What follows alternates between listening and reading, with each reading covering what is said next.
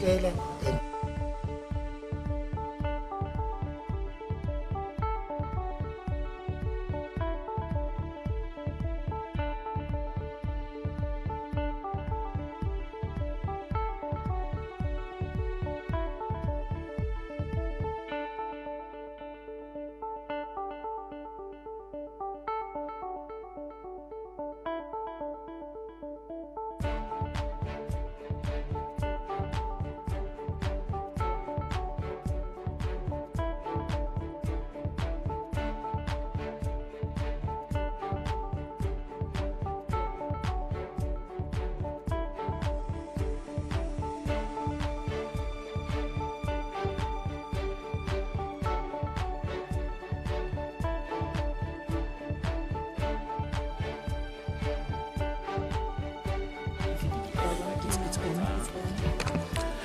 Good morning to you all.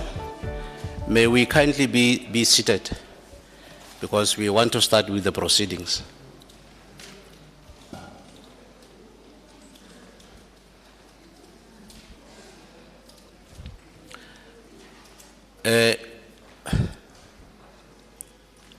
I want to firstly start by saying you are all welcomed to this Parliament of the People, the Free State Legislature. And feel free and be at home.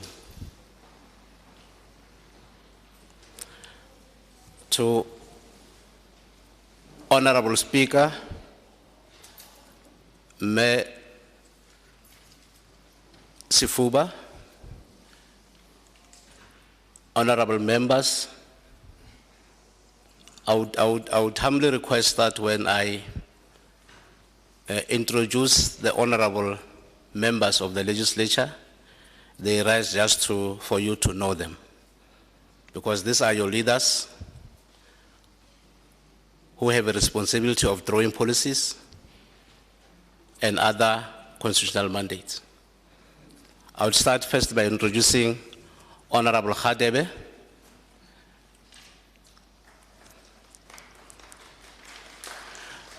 Honorable Jankelsen, Honorable Smith, and we normally call him Honorable Santan. Right, Honorable Smith, you're all welcomed. We are today having representatives from the DG's office in the office of the Premier, Mentongwa. We are accompanied by Bishop Matsoso. It's my longtime friend. We are waiting for Honorable MEC Kabati. She's still on her way, but once she comes, we'll let her to greet you so that you know her. And to you all distinguished guests and leaders, my name is, like I said, Thabiso Motsoeneng. I'm the manager in the office of the Speaker at the legislature. So I'll be running this program up until 10:30. 10:30 because we are having two phases. We're having the first phase where Honorable Speaker is going to lay a foundation by giving us a keynote address. And then from there, from 10:30, we are hoping that from 10:30 onwards, we'll start with our parliamentary proceedings. Because you are the main guests. Sorry for that. My apologies. I did not switch this thing off.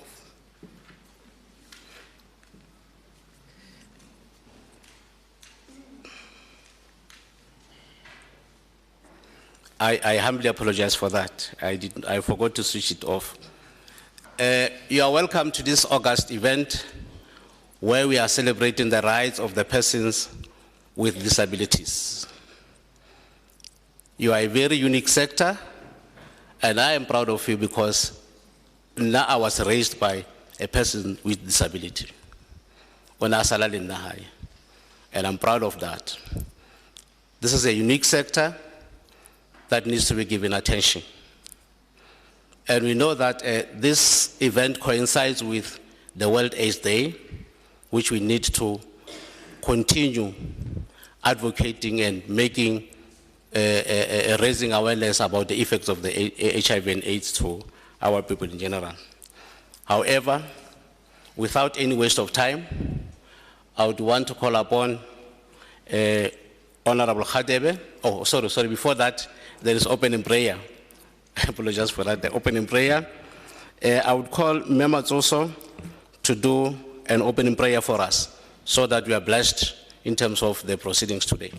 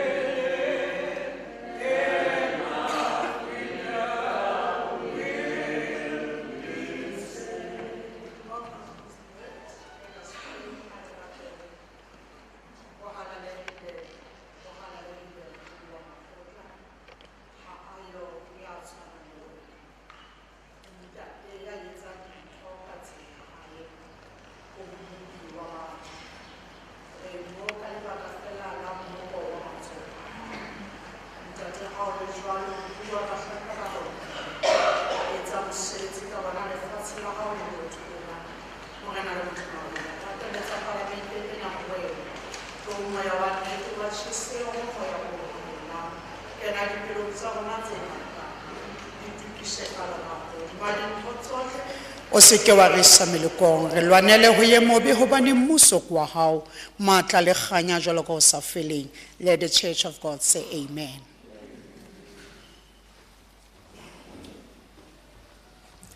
Thank you, Bishop Matsoso. Just one message.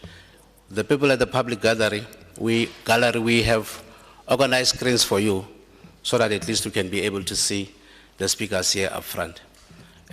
Without much ado, I would like to call Honorable Khadebe, who is the chairperson of Portfolio Committees on Ad hoc Committee and Petitions, to introduce Honorable Speaker and welcome you all. Thank you, Honorable Khadebe.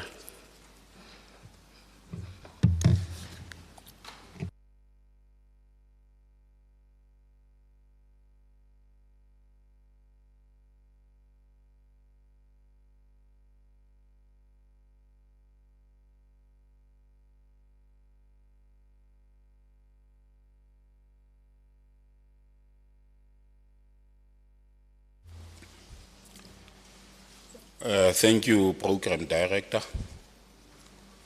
The Honorable Speaker of the Free State Legislature, Honorable Member of the Executive Committee, Honorable Delegates to the Disability Parliament, ladies and gentlemen,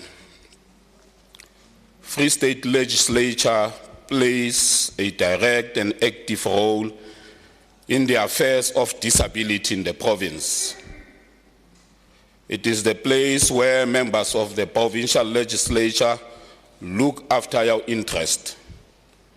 We are legislators, have a responsibility among many to discuss and debate government policy and other political issues that are affecting you, to make laws that will improve your lives, make sure that the work that government promised to do is being done.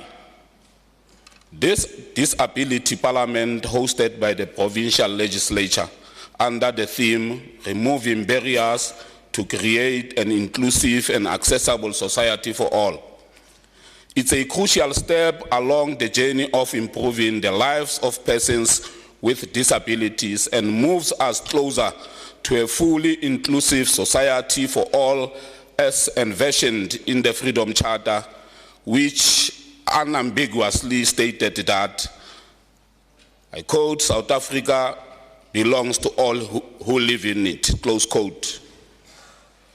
It builds on progressive policies and programs that our government has and continue to implement over the past number of years to make more positive and meaningful change for persons with disability and their families. I'm employing the delegates to this meeting to engage robustly and vigorously in discussions about the state of disability and education, the income grant disability, and access to housing and basic services. Keeping in mind that South Africa's former apartheid government treated disabled people from the white race group far better than their black counterparts. The past 27 years of democratic government in South Africa has registered some noteworthy changes regarding how disability is being addressed. Post-1994 government developed and has been implementing in earnest a transformation agenda aimed at building a just and equitable society for all. The delegates to this parliament should therefore come up with ideas, plans, and resolutions that seek to create a caring and inclusive society that protects and develops human potential of its children.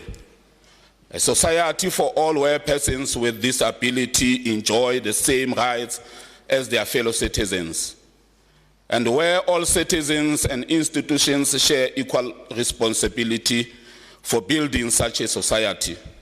With these few comments, it is now my pleasure to welcome all of you to this important interactive session, and give me a great pleasure and honor to introduce the Speaker of the Free State Legislature, Mayor Zanele Sefuba. Thank you very much.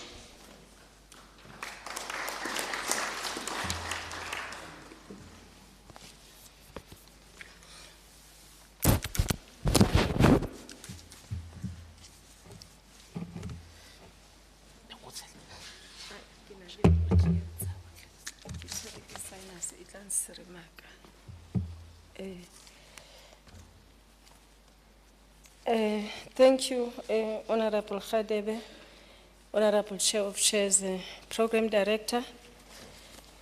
Thank you for the opportunity.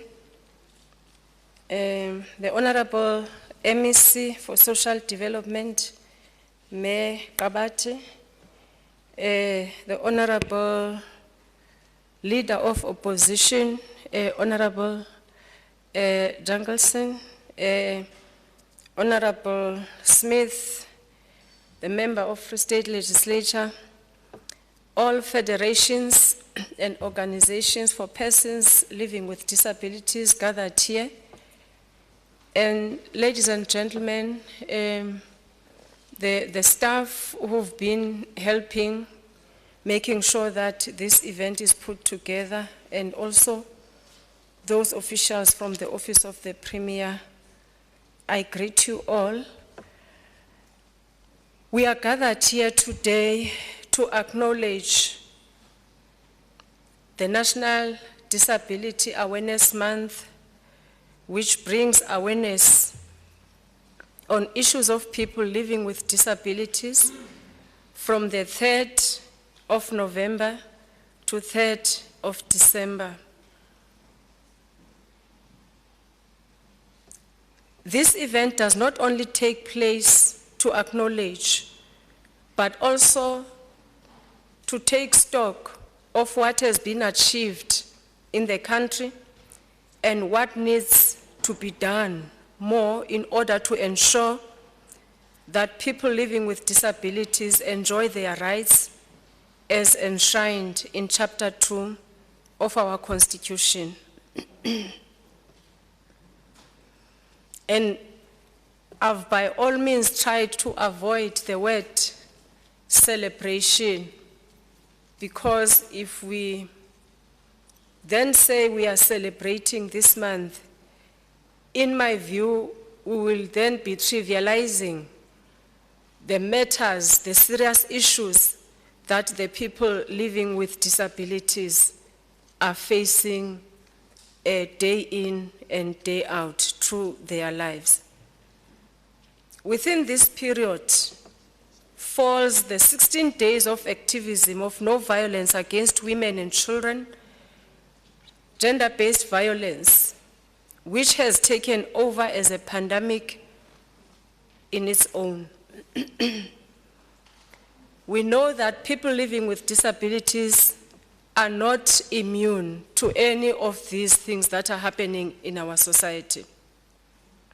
Brutal killings of women and children have become an issue of our daily life. The recent one is the discovery of a young woman whose body parts were found in a refrigerator, and a young man of 26 years of age has been arrested for that. Some amongst us sitting here have been affected or are victims of such ills that are happening in our society. This is why we have to continue fighting this disease side by side as a society. We are all affected by these atrocities one way or the other. This Disability Awareness Month also contains within it World AIDS Day, which we observe on the 1st of December. Yet another period that we acknowledge the pandemic, which is HIV/AIDS, and we are dealing with that and supporting people living with HIV and AIDS. We know in our communities what this pandemic has done to many families, leaving many children without parents. The reports indicate that HIV/AIDS killed close to 700,000 people across the globe in 2020 alone. About 37 million people are living with this disease globally, and 1.5 million more are newly affected or infected. In our country, we know that HIV/AIDS has led to child-headed families. In a child-headed family, no one knows better. Children are left to fend for themselves without any guidance or support from adults. Could this be one of the reasons we have so many angry young men who grow up and become murderers? And what are we going to do as the society about that? This event takes place in the midst of COVID-19 pandemic, which has ruthlessly killed thousands in our country and millions globally. Recently, another variant has been discovered in South Africa called Omicron. This is a clear indication that we still have a long way to go to rid ourselves of this pandemic. It still continues to disrupt and destroy our lives, leaving more people unemployed, increase poverty, which we've been struggling to deal with as a country in the first place. Let us continue to live by protocols in order to save our lives. Let us make sure that we go and get vaccination so that we can protect ourselves from being killed by this virus. But one thing for sure, the world is never going to be the same again, even after this virus is gone. I'm therefore calling upon everyone present here today and those following from social media to take action and assist government to fight all these challenges. The menace of gender-based violence affects us all, as do all these other societal issues we've mentioned. We need a society that is united against these common enemies. Ladies and gentlemen, today is a bittersweet day for me in particular, and I'm sure I'm not the only one who feels that way. Firstly, it is bitter because of the clearly sustained barriers that impede people living with disabilities from achieving their greatest potential. Secondly, it is sweet because despite all the challenges we see, a sound foundation of consensus has been built towards eradicating elements such as lack of awareness, ignorance, and prejudice against disabled people. Gone are those days where people with disabilities are harassed and no consequences meted against the perpetrators of such ills. Disability rights are not negotiable. As we meet here today, we send our deepest gratitude to many community activists, social engineers, politicians, entrepreneurs, and academics with disabilities for their efforts in raising awareness and promoting the rights of persons with disabilities. Without our active participation, without your active participation, the white paper on the rights of persons with disabilities wouldn't have been realized. The Disability Rights Charter wouldn't have been realized, and equally, the department responsible for people with disabilities wouldn't have been established. We must also celebrate our resolve as people, as a country, and a working democracy, without which legislation, policies, and programs to support the mainstreaming of disability rights would not have been realized. South Africans are people with remarkable tenacity. Because of our resolve, the established legislation, policies, and programs managed to do away with apartheid legacy of segregated facilities for disabled people. The idea that people are not competent because they are disabled, which bordered on discrimination, has been overruled. There are today governments established support centers that are managed by persons with disabilities. Government funding for entrepreneurial initiatives and study aid programs are not exclusive to persons with disabilities. That being said, though, we are conscious of the fact that people without disabilities still have more advantages to opportunities than people with disabilities. For example, job opportunities that could easily be done by people with disabilities are still given to people without disabilities. Newspaper advertisement for job opportunities still do not cater for those who are visually impaired. While there is an emphasis on women and youth representation, not much is said about persons with disability, not to an extent to which we would like to see that. Lack of adequate monitoring to ensure that government fulfills its mandate of ensuring that at least 2% employment is for disabled people. In the main, persons with disabilities yearn for implementation of legislation, policies, and programs that are aimed at benefiting them. Ladies and gentlemen, as the Free State Legislature, we are launching this event in order to make sure that we hold it annually around this time, so that we can continue to take stock and continue to input and advise on what we would like to see happen in the benefit of the people living with disabilities. We know that we've got a supportive government, our executive under the leadership of Premier Mendombela, and I know if we can deliberate and make inputs, we've got the MEC present amongst us, all the matters that needs to be taken care of will be taken care of. And I wish all of you successful deliberations, and as a standard procedure, we will take the issues up with various institutions and report back at the right time. The best thing you can do when dealing with people, when they have presented their issues, you must be able to come back and communicate, report back to them. Don't run away. Those that could be done, you'll report that they could be done.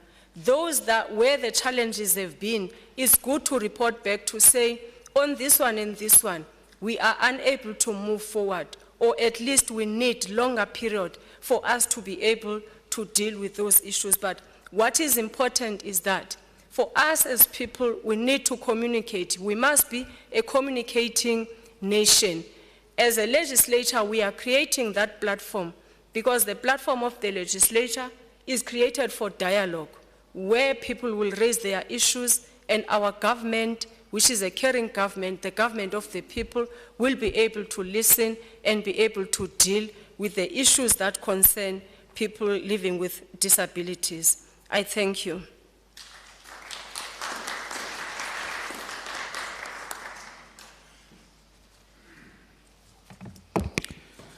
Thank you, Honorable Speaker, for the nice message, which is giving us direction as to where we are headed from here. It is very important that this platform should be used to raise ideas, issues that affect the persons with disabilities, as related from the message of the Honorable Speaker. We thank you, Honorable Speaker, for that. Can you applaud once for the speech? Thank you. Our session has ended here. Remember, we had a very brief session.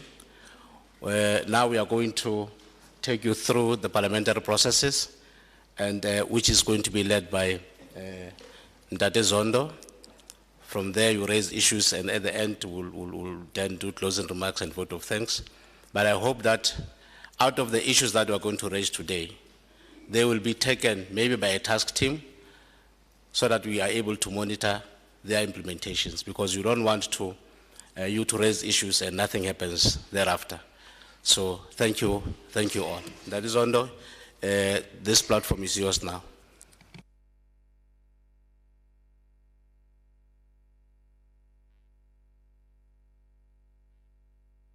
Oh, the Speaker of the House will then take you through the processes. Thank you.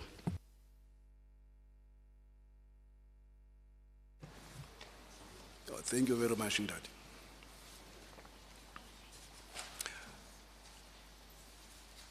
I request that we observe a moment of silence for prayer or meditation.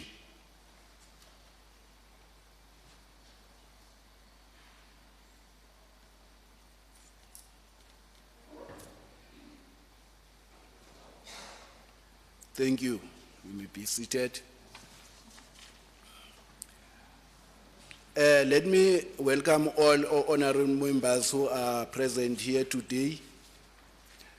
Honorable members, before we proceed with the House proceedings, I wish to inform the House on the provisions of the day, which stipulates that a maximum of 5 minutes will be allocated for honorable members who will be opening the debates on behalf of organizations or federations. Furthermore, 5 minutes shall also be allocated for each honorable member who will be debating on a specific priority area. However, if any honorable member of the House wishes to ask honorable member on a podium a question, he or she may raise a hand. When recognized by the Speaker, the honorable member may ask the question. If the honorable member on the podium will take the question, if an honorable member on the podium so agrees, only then the honorable member may proceed and ask his or her question. I wish to inform honorable members that in the case of dispute, the ruling of the presiding officer shall be final. At the tail end of the debates, honorable members wishing to further speak on any area shall be allocated 1 minute each. A capped total of 20 minutes shall be allowed for this engagement. Honorable members only speak when recognized by the presiding officer, and no questions shall be allowed for this session.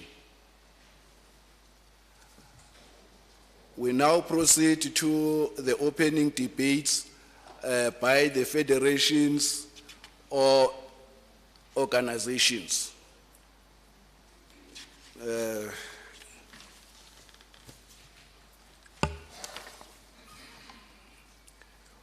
We'll start with the DEFSA, which will be represented by Honorable Ditaba Mpitsi.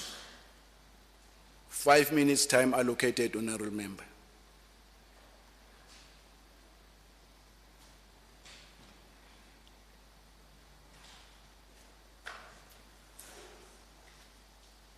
Honorable Ditaba.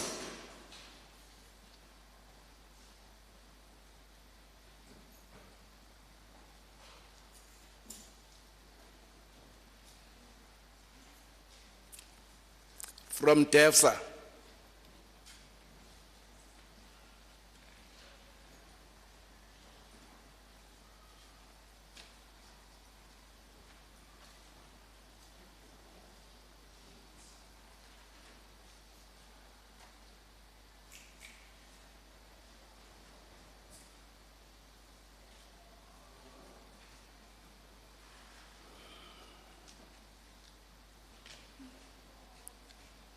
Honorable Ditaba, are you around?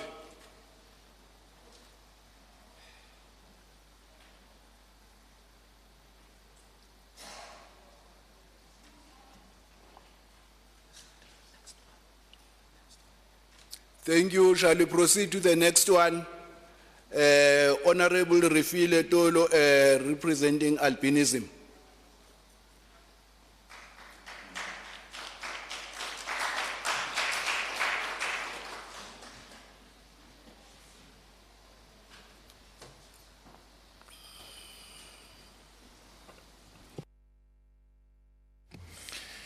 Good morning, House.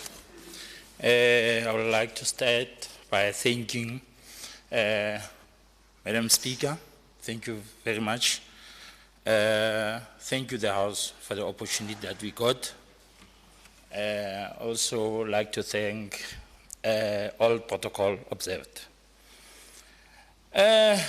We as for state albinism, I don't know, should we start with good things that we say? To the MEC of Social Development, before I go further, I'd like to say thank you very much for honoring your promise. As on the 3rd of December 2019, that you promised to employ people with disability, you managed to do so. I would like to say thank you very much.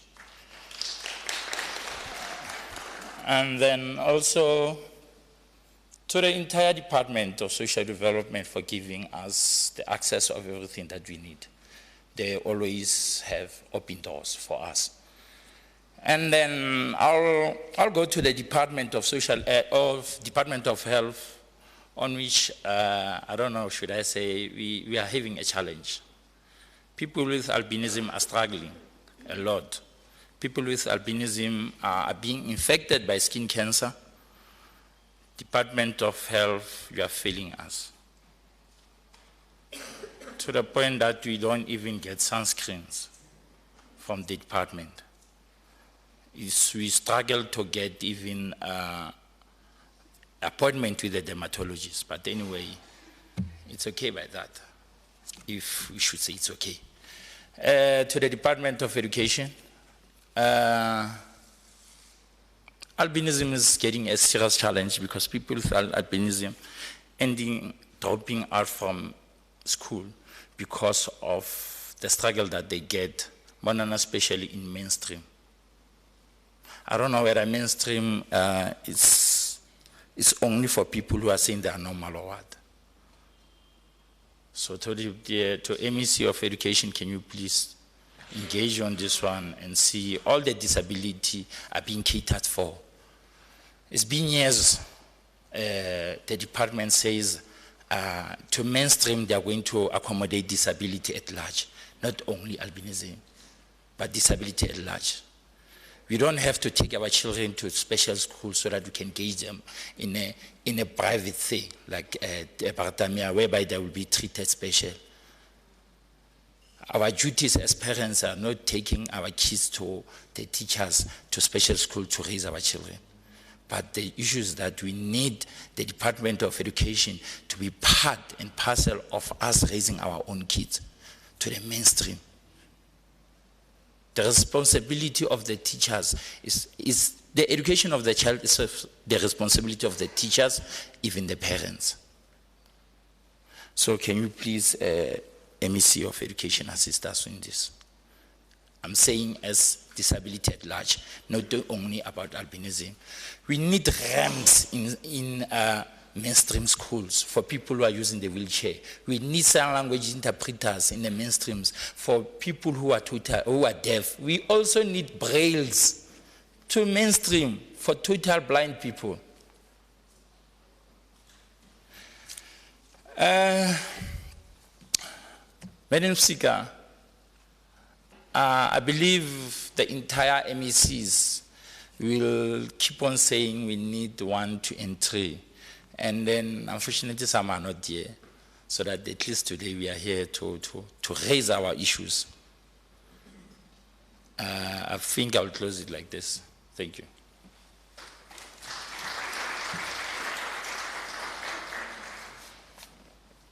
Thank you very much, Ntate Doli. The next one will be Honorable Mlungisi Toli representing DKEC. That is the parents of children with disabilities. Honorable Toli.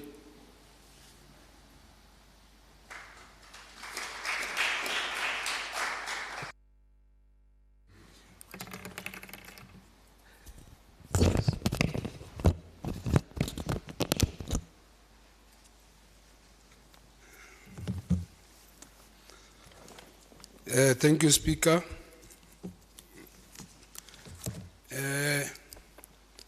Members of Free State Legislature, honorable members, I greet you all, and members of the public.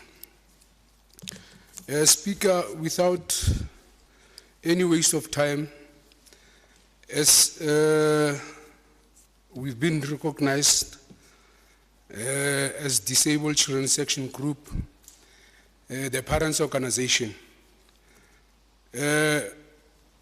Previously, we've been doing speeches, we've been saying a lot of things which we're looking forward to that our government will make sure that they are happening. But here is our thing. The Disabled Children Section Group, Honorable Speaker, is having only 2 programs. There's the advocacy program and the development.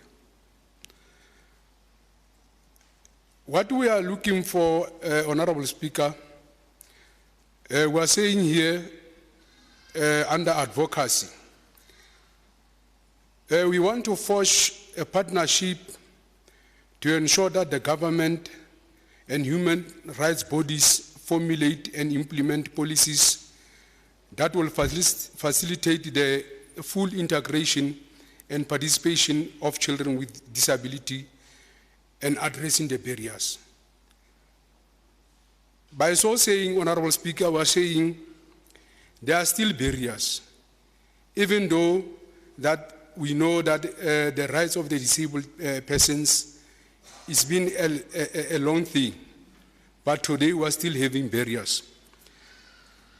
Under the very same advocacy, the Speaker, we want to promote and protect the rights of children with disability by affirming the abilities of children with disability and the contribution that they can make to society. here is the snake. You go to special schools where we find, in our understanding as Disabled Children Section Group, these special schools around Free State are not having uniformity. That's what we demand. When we are saying we are forging the partnership with government, we want that to be addressed. You find a situation whereby there are MIDs and the SIDs in those special schools. But when you check, when you go to Kronstadt, Honorable Speaker, you find Johan Slabert that is doing something different from Puluho. But when you check the standard, you find those are the two special schools that are doing the same program, but differently. Hence, we are saying we want the uniformity of the special schools. As DKEC, under advocacy, we want to create a society for all. Honorable Speaker, under development, we want to empower parents of children with disability with the knowledge and life skills to enhance them to respond to their children's rights and needs. Empower youngsters with disabilities to enable them to become self-advocates of their own issues. As parents, we are not going to be there for them forever. So as they grow, like we are having a program between ourselves and DPSA, they grow to become DPSA members, and we know from what we did as Disabled Children Section Group, we will be doing a marvelous job so that we'll make sure that their rights are being adhered to. Honorable Speaker, here are the demands that we want as Disabled Children Section Group. The parents who give services as disability centers needs to be made permanent employees of government. Why are we saying this, or why are we introducing this? Time is up. Thank you, Speaker. 5 minutes if I can speak to you.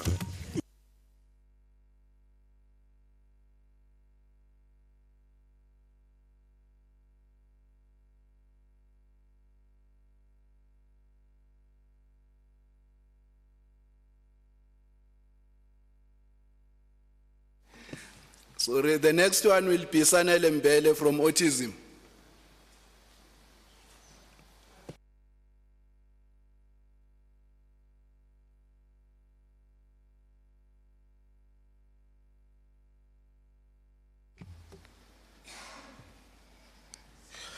Good morning. First of all, I'd like to thank the opportunity for us to come and stand here and represent Nazarene Autism, as well as to say thank you to the MEC, Speaker, Chairperson, members of the Parliament, the organizations working with disability. Nazarene is a center for children living with autism spectrum disorder. They suffer from social skills as well as communicating skills. Now, Nazarene has been working with a lot of parents with kids that have the very same problem. And Nazarene has grown now because of a lot of parents managed to bring the children to our center. We managed to acquire a school nearby Emilia, of which this school needs renovations. Social development has been very great working with us the MEC. We'd like to thank her a lot for the support that she gave us. However, we're struggling to get into the Department of Education, since this school needs a lot of renovations, and we also need would like to ask the Department of Education to be part and parcel of this school, as these kids, the number is growing and it's becoming big. Now we are struggling to accommodate all these children at the center, because this center is made or exists at a house of the founder of the center. I also have a lady that works directly with the kids, of which she has the direct access and the problems that she goes through every day. And I would like to call her to come and say a few words so that you can understand the difficulties that we have as Nazarene. And we'd like Department of Education to really consider and open the door for Nazarene so that we can work together. Thank you, members of the parliament. I'm a Moko from Autism Center. Our kids, we are working with the kids, ne? So our kids, we have a lot of challenges, because some of them, they can't talk. Some of them, they can't tell you they need to go to the toilets and stuff. So we would like to ask the Department of Education to assist us with some of the sanitary pads for the girls and help us with the renovations, because we have a small place. There we are, where we are. And yeah, we have a lot of challenges there, because those children, we are struggling with them. We stand the whole day. We can't even get a chance to sit, because some of them, it's like they are wild. So in a small place like where we have that center, we can't even have a changing room. We have to change them in the classroom. That's what we have. I thank you.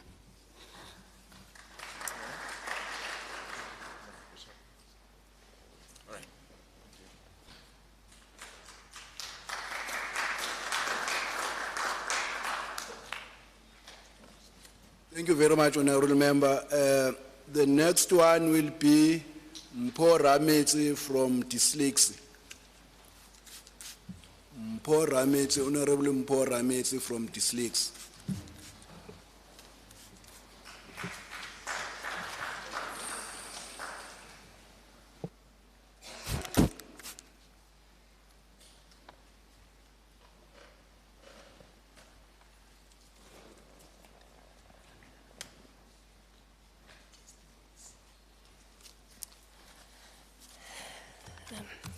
Good morning, House.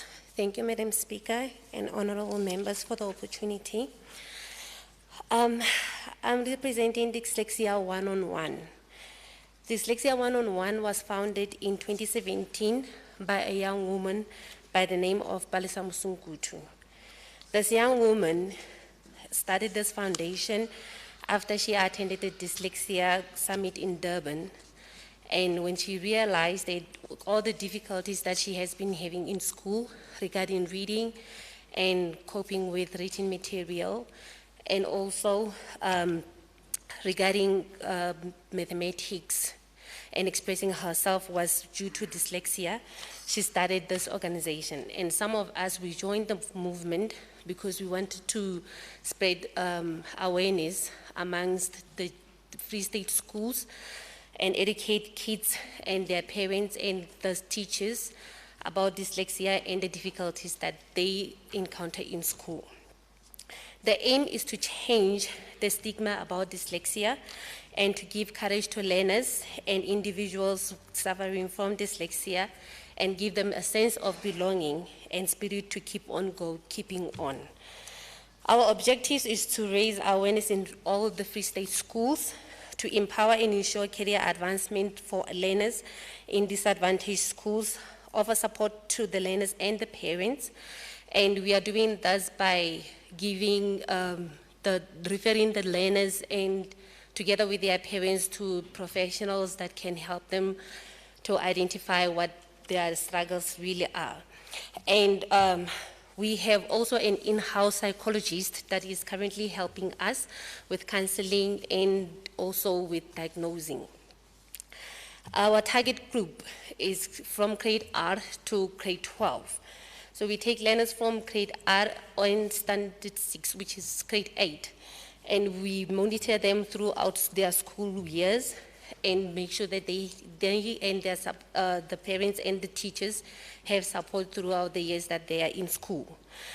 We have partnered amongst others with Department of Social Development, Sensory Solutions, It Is Possible Foundation, Department of Sports, Arts and Culture, 7 other schools around the Bloemfontein area. And we are working with these stakeholders towards expanding our geographic reach of the network so that we can reach more schools in Free State and all the areas around Bloemfontein. I thank you.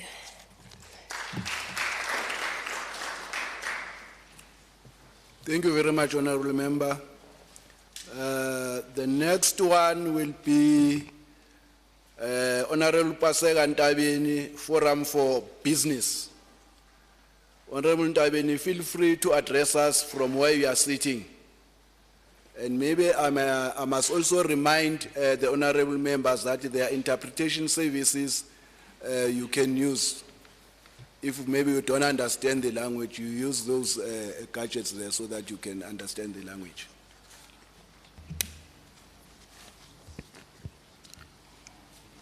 Okay, kita qala ka ho dumedisa Honorable Speaker. Ke dumedise MEC wa rona ka ro sebaka sena. Ke dumedise all members of Free State Legislature.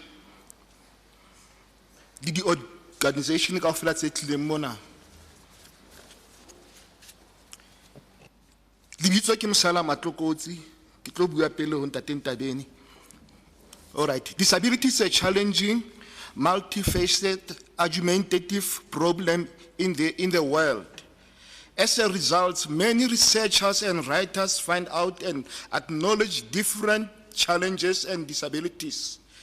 The impression of disability is mostly raised from society regarding the disabled people beside to their mental attitude.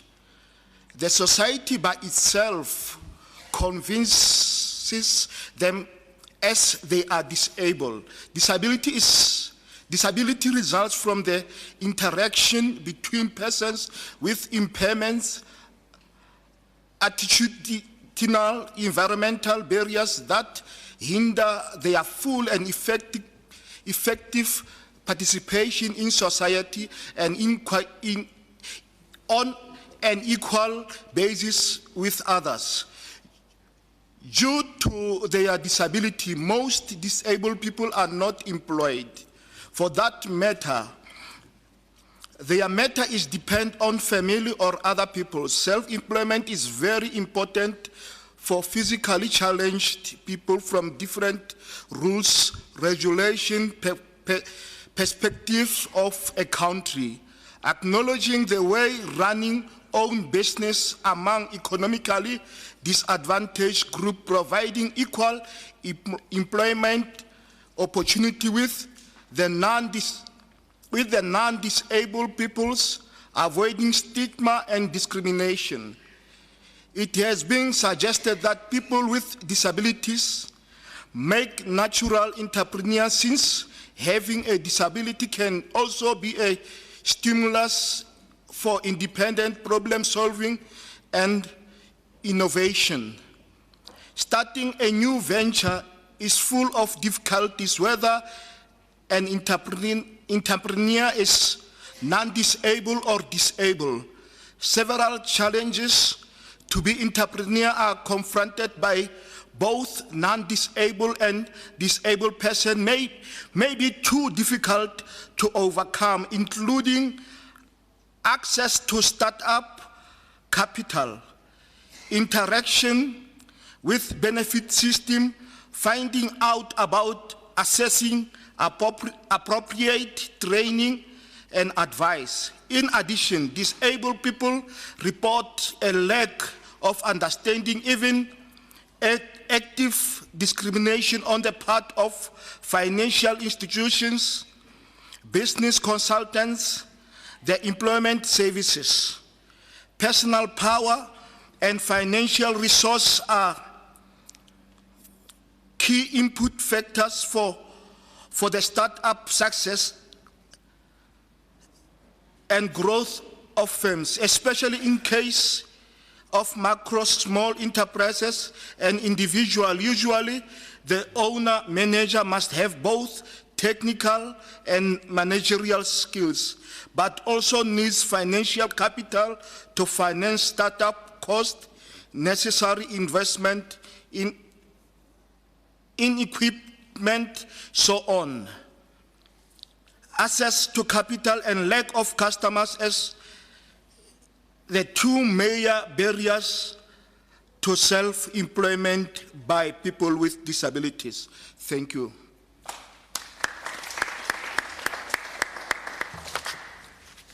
Thank you, Honorable Member. We move to the next one. It's Honorable Prince Makatla from the Council for the Blind. Honorable Prince Makatla from the Council for the Blind. Good morning, Honorable Speaker. Thank you so much, Program Director, for giving me this opportunity. Let me further extend my sincere greetings to the distinguished guests of this august house and the distinguished guests from different organizations. I'm speaking here on behalf of the South African National Council for the Blind, as alluded to by the latter speaker. Honorable Madam Speaker, I'm going to speak about the employment of persons with disabilities, the lack of employment when it comes to persons with disabilities. It is a well-known fact, leaders, that persons with disabilities are sidelined deliberately or otherwise when it comes to employment. There are legislations in place, there are policies in place, but the question remains as to why is there a low rate of persons with disabilities who are not getting employment. And I must emphasize that those who are at the bottom of the ladder are those who are visually impaired, be it totally blind, be it partially sighted. Now the question remains, why is that a case?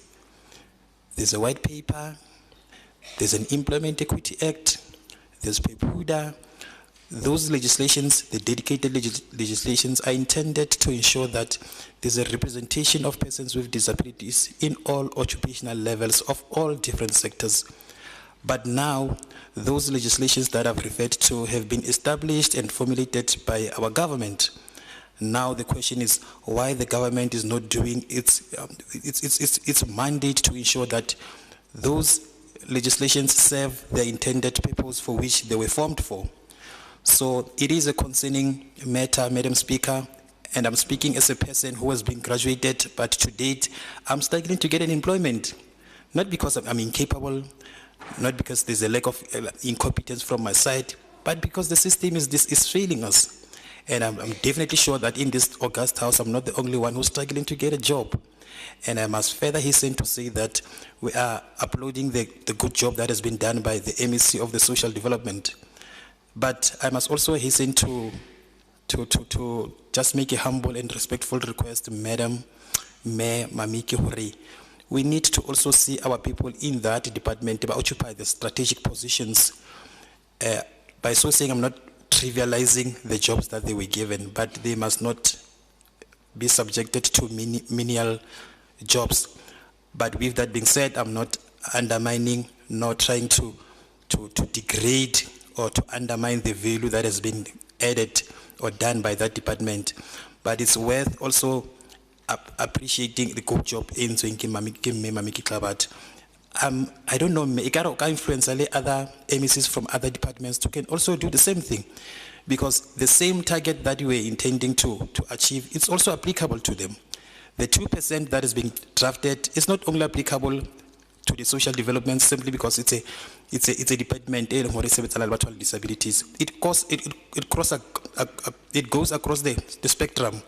So we are humbly and respectfully asking other MECs from other departments to follow the suit. To follow the suit that has been laid by our Honorable Mayor, Mamiki Klabati. She has shown that indeed she is a person of her words. She's not speaking for the sake of speaking. She's not theorizing because of this. She's not theorizing for the sake of theorizing, but she is a person who she's leading from the front. Whatever that she says, she ensures that it materializes eventually. With that said, leaders, I thank you. Thank you very much, Honorable Magadla. Let's move to the next one, which is Lihlono no Pagedi from Free State Deaf. Lihlono no Pagedi, Honorable Lihlono no Pagedi.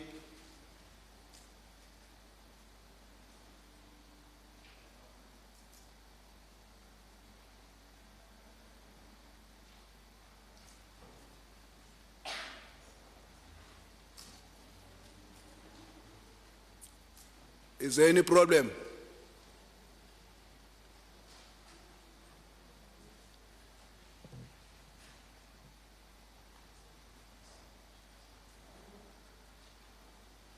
Honorable Pagedi, feel free to address us from where you are sitting.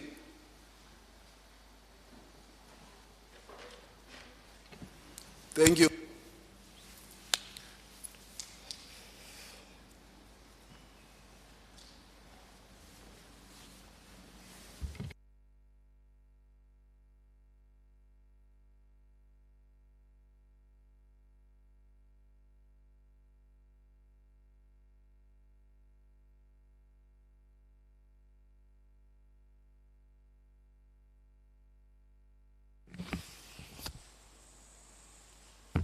Thank you, Honorable Chairperson.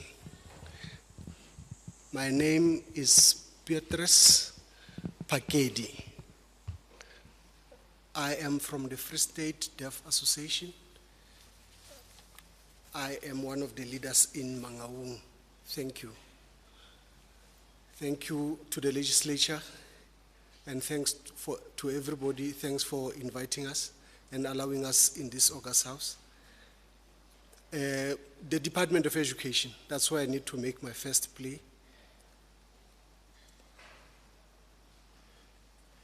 There's challenges with regard to the teacher and children relations in the schools. We have a challenge with how teachers conduct their work because of the signing skills in the schools, yes.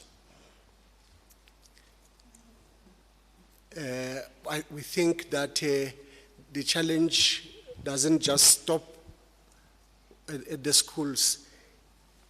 The challenge you also find in the adult basic education centers. Now, one of the challenges that we have is with regard to information. A lot of our people have died because of HIV and AIDS. And we think some of the challenges emanate from communication and information sharing generally. Thank you very much for the platform. Thank you, Honorable Pagedi. I called upon the one from DEFSA. It looks like they've swapped. Then I'm going to give Honorable Alcina to address us from DEFSA.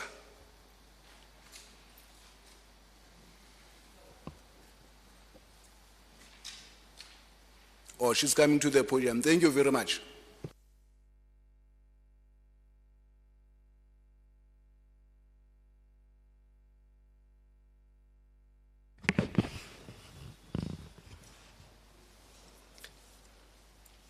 Greetings to all of you, members of parliament, honorable members. Honorable members, thank you. Thank you for the platform we were given. Thank you for allowing us into this house. And special thanks to the Speaker of the Legislature.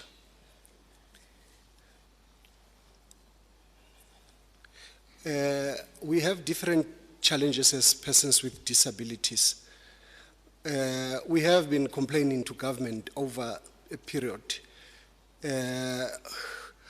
Promises were made, but not much has been achieved. One of our biggest challenges are with education, health, and social development. Remember, in South Africa, now we're dealing with a pandemic. We don't have adequate information with regard to the pandemic itself. Remember, one of the things which suffering from is the attitude from the people. Challenges are all based on communication.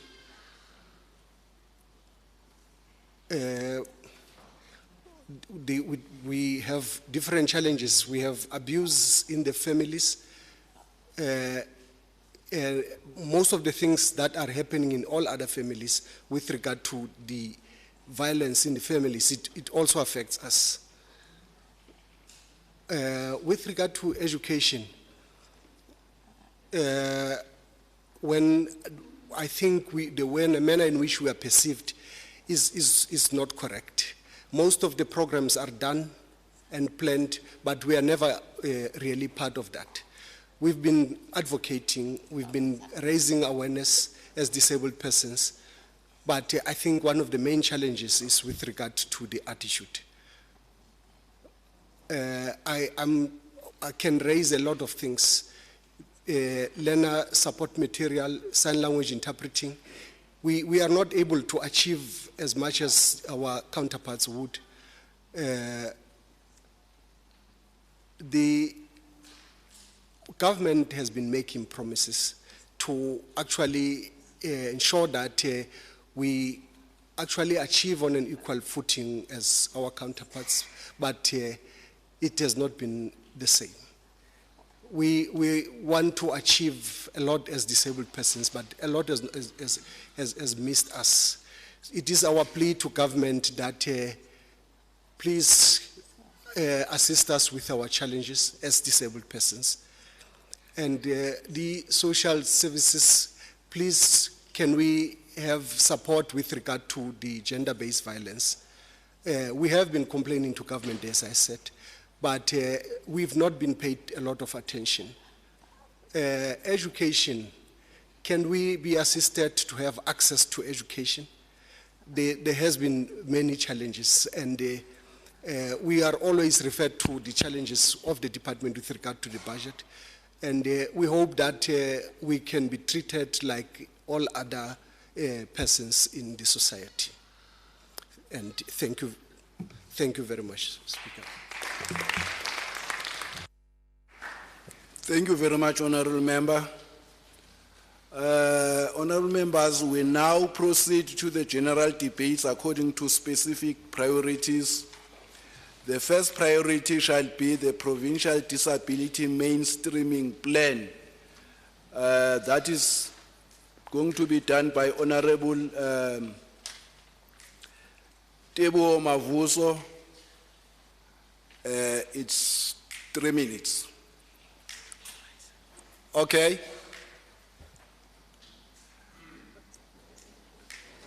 Honorable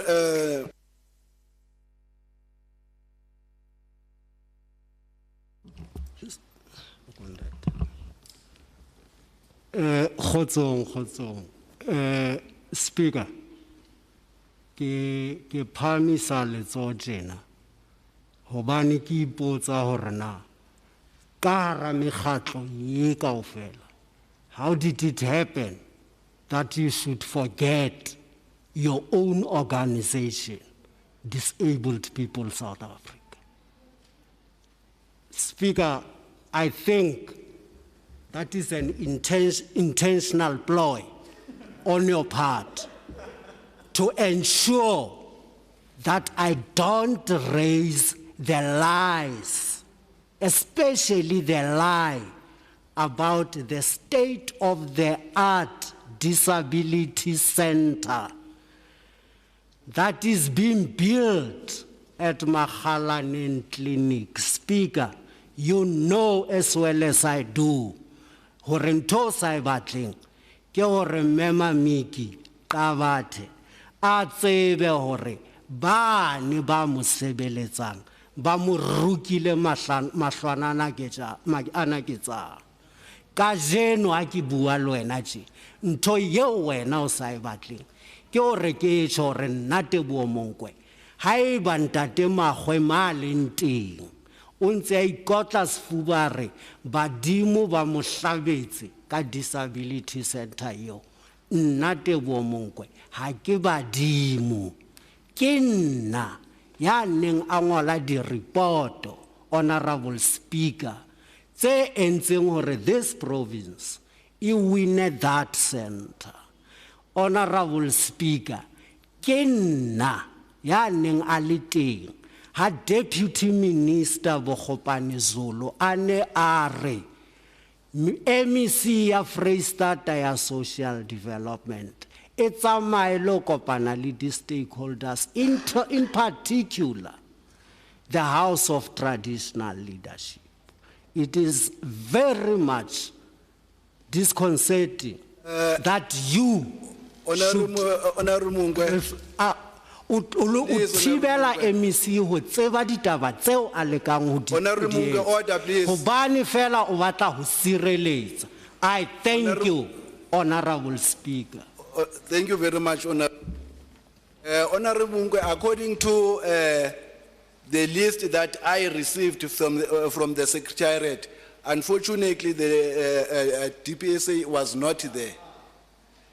So, but then I think that can be addressed. We can see how we can address it.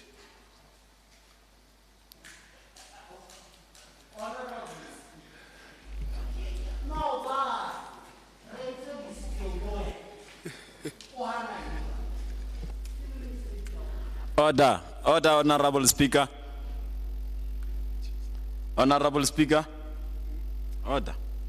You only speak when I recognize you, please. I rise on point of order, Honorable Speaker. What is the point of order? Thank you, Honorable Speaker. My name is Mohaun Hlap. Honorable Speaker, what we are discussing now is the matters that you should be dealt with them in before you come to the plenary or into the gallery. So I therefore request that Honorable Monkwe can address that with the Secretariat ka thoko re se ke ga disturb proceedings. Thank you very much. Thank you, Honorable Mhau. We are in agreement, Honorable Mungwe.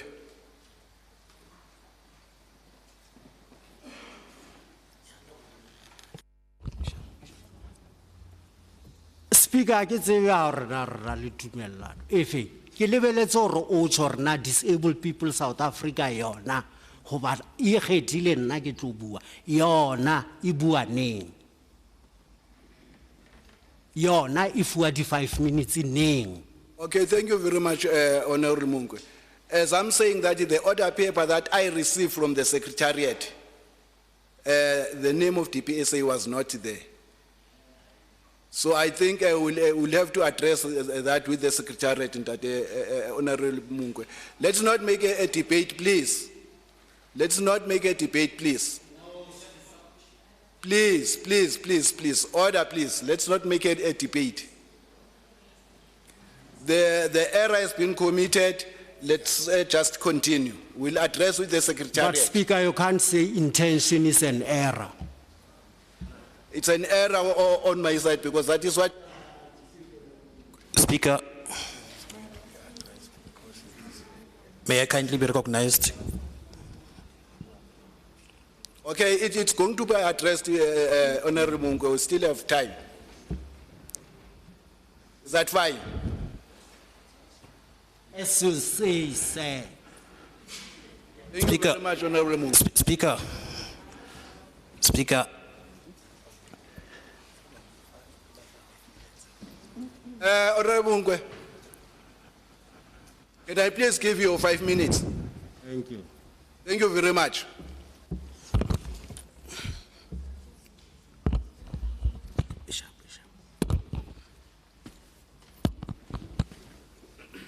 Speaker ke a leboha. Le ditaba tseo motho a neng a re o tlo di bua di se di bile di qhaleile ka hloho. Le ha o le jwalo, Speaker, let me make this disclaimer. As the provincial chairperson of Disabled People South Africa, ho nna ho a swabisa hore be ka hara DPSA Free State ho na le batho ba babedi fela ba kgolang megolo. And those people, Mpopetsi le Hilda, are not disabled. Ke thohako ho batho ba qhwadileng hore two former chairpersons tsa DPSA ebe di tlo thetsa batho hore ditaba tsa Mpopetsi ke tsa nnete. Speaker, I came here to talk about disability. Order, please. Go to your 5 minutes that is allocated to you. Thank you. And talk to the disability issues as we are gathered here. Thank you very much, Honorable Munga. As I was saying, Speaker. Order, Speaker. Order, Speaker. Honorable, how you only speak when I recognize you. Yeah, but I'm rising on a point of order, Speaker. Okay, what is the order about? Speaker, since when that the rules of this house tell us what to say when or not? I think Ntate Monko is the chair of the DPSA in the Free State, is the political head of that organization. And Speaker, as today you are leading these proceedings, can you allow him, by a virtue of being elected democratically on his position, to raise first the matters that affect his organization before he can go to the item that he needs to present? Because of Speaker, you are going to take us to the back to the issue of the PSA not being in the order paper. So allow him as the chair to address what you want to address with the 3 minutes, with the 5 minutes, and you will take another 3 minutes. As I submit, Chair. Thank you very much, Honorable Mao. Honorable Mungwe. Thank you, Speaker. Speaker, I'm done with my disclaimer. The issues that I've come to raise are related to disability empowerment and mainstreaming approach, a program that the MEC of Social Development adopted herself together with 3 other MECs from Limpopo, KZN, and Eastern Cape, accompanied by the Minister of National Department of Social Development on the 3rd of December 2020. Speaker, you should be amazed that the MEC had adopted DEM approach. Yet today we are gathered here demanding a disability mainstreaming plans.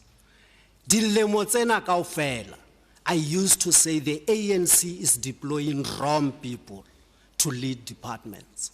But now I know MECs are being fooled, and because they are being fooled, they also allow it because their PAs are inaccessible, and therefore they too are inaccessible. Speaker, 3 lies I'll put to you. On the 4th of September 2020, the MEC and the Minister of Social Development were in Qwaqwa. They were showed an office which they were told belongs to DEM. Chair MEC, that was the lie. That office belongs to Dan Muloi. The second lie, on the 4th again of November this time, 2020, Le Osma Disebo, we were called to a meeting, if that was a meeting, which was attended by Mema Khotso, the chief director, Mamusa, Mematu, and a whole lot of other social workers, including the people that they said were coming from the office of the MEC and the office of the HOD. In that meeting, they said to us, "Chelete eo re neng re ba isitse o public protector ka yona, eo ba itseng MEC ya itseng o se a e lokollotse hore ilo empowera batho ba Thabo Mofutsanyana. Chelete eo MEC ke yena e utswitseng hobane a ne a batla, and I quote, ho employer her people with disabilities in unknown matters." Ntate Bushi was my PA on that day, if you think I'm lying. The third and the biggest one is the disability center I just spoke about. Honorable MEC, had it not been for the people that we are having, you would not be going around saying you apologize for not having budgeted adequately for DEM approach, which will lead this province to having a disability mainstreaming plan. You said that, having forgotten that in 2018, the sector in Malutiapofun took the department to the public protector because the department was refusing with the money that the then HOD Mentor had allocated for both the protective workshop and to support DEM approach. Yet today we are gathered here demanding a disability mainstreaming plan. Speaker, taba tsa hao a ke no di kena ngwaneso, o tseba o le mong hore na o joa keng. A ka mantswe a fella mo. Thank you very much, Honorable Mungu. Your time is up.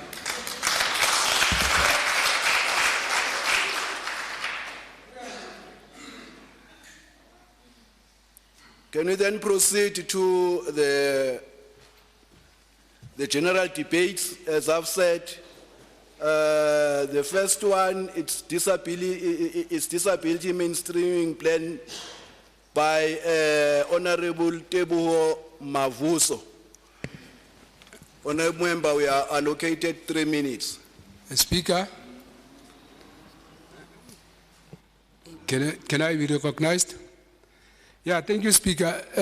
I think on that one that you have just were entering, there's a bit of a challenge because we know we have prepared some notes that will be given to each and every member of parliament. But I don't see that happened earlier. So can we first be afforded the opportunity to be given those notices that we have made? Thank you, Speaker. You mean all of them? All the honorable members in the House? Okay, can I please consult?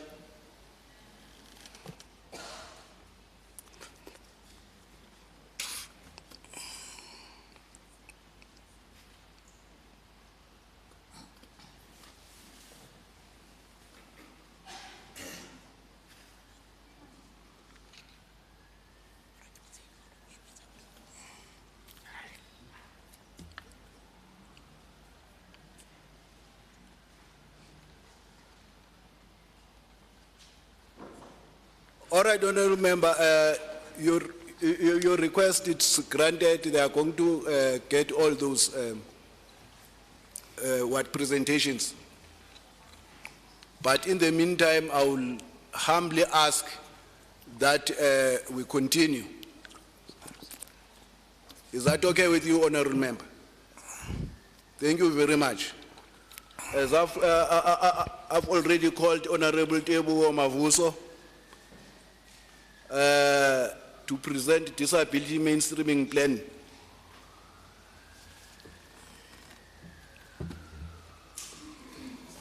We'll come to the podium.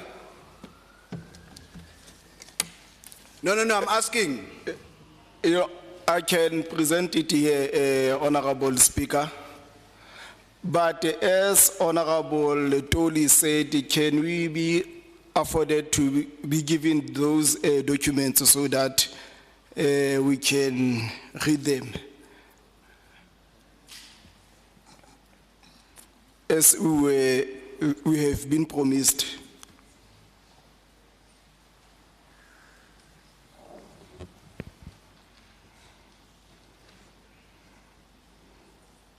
Okay.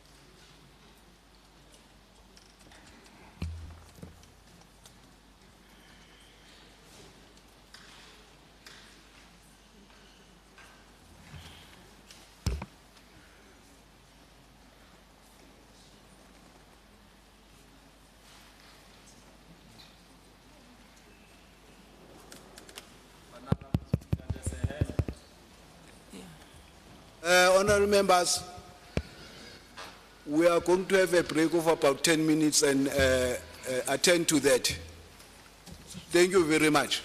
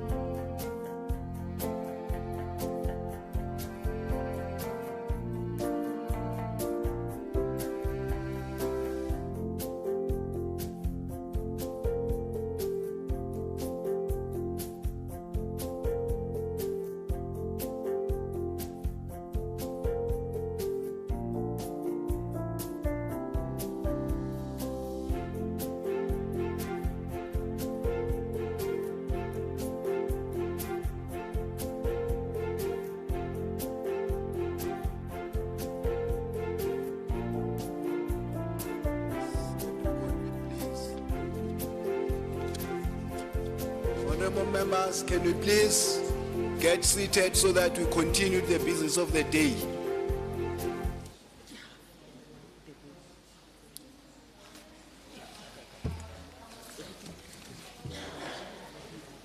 I will then call upon the Honorable Tebu Mavuso on a disability mainstreaming plan. Thank you very much. Please, honorable members, get seated.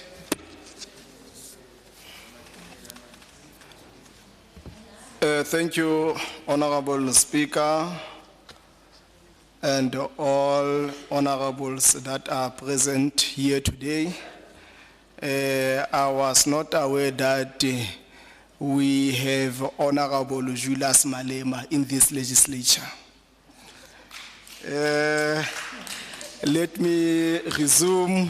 All the honorable members, please continue, Honorable Mavuso, with the business of the day. Let me resume, Thank you Honorable very much. Speaker, with demand for a provincial disability mainstreaming plan, and it goes as follows. When the African Union declared the period 2010 to 2019 as the extended African decade of persons with disabilities and subsequently adopted a continental plan of action to govern the implementation of the decade, the AU continued to provide leadership to African governments.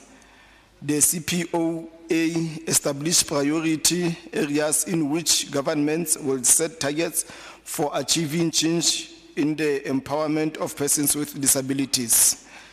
Stakeholders led by disability rights organizations across Africa supported the initiative, with strong acknowledgement and recognition of mainstreaming disability as the best method for including disability in national development plans, and as central in achieving the goals of the African decade, as well as the Millennium Development Goals.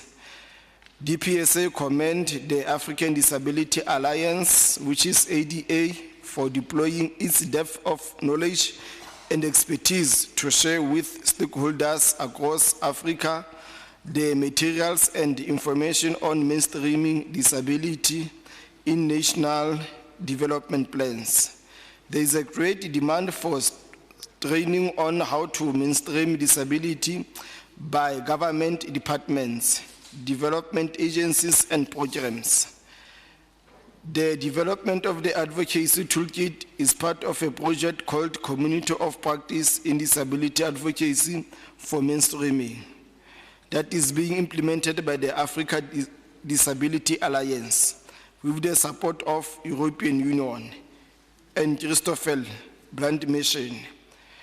The project is being implemented in 6 countries: Lesotho, Madagascar, Malawi, South Africa, Zambia, and Zimbabwe. The project is also at continental level, targeting the 15 continental disabled people organizations who are members of the ADA and working with the African Union. The long-term development goal of the project is to contribute to effective participation of persons with disabilities in the development process in Africa. Its immediate objectives is to empower the continental and regional disability network to take a leading role in the process of mainstreaming disability and inclusive development as a cross-cutting issue in national and regional policies in African society. Thank you, Honorable Speaker. Thank you, honorable member.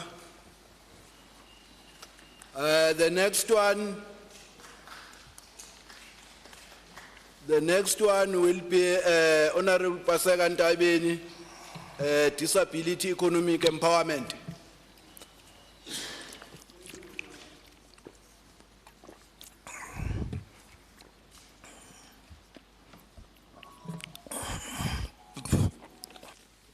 Thank you, Honorable Speaker. Speaker, without further ado, Speaker, as persons with disabilities, we were not referenced in the Millennium Development Goals. This means that we were excluded from many important developmental initiatives and funding streams around the world, but more especially in South Africa and in the province. Since the dawn of democracy, in 1994, economic summit after economic summit have been held in the country, and promises of the inclusion of persons with disabilities in all agreement and resolutions were made, but the sector still has to reap the rewards of democracy and is still languishing far behind at the bottom of the economic developmental ladder.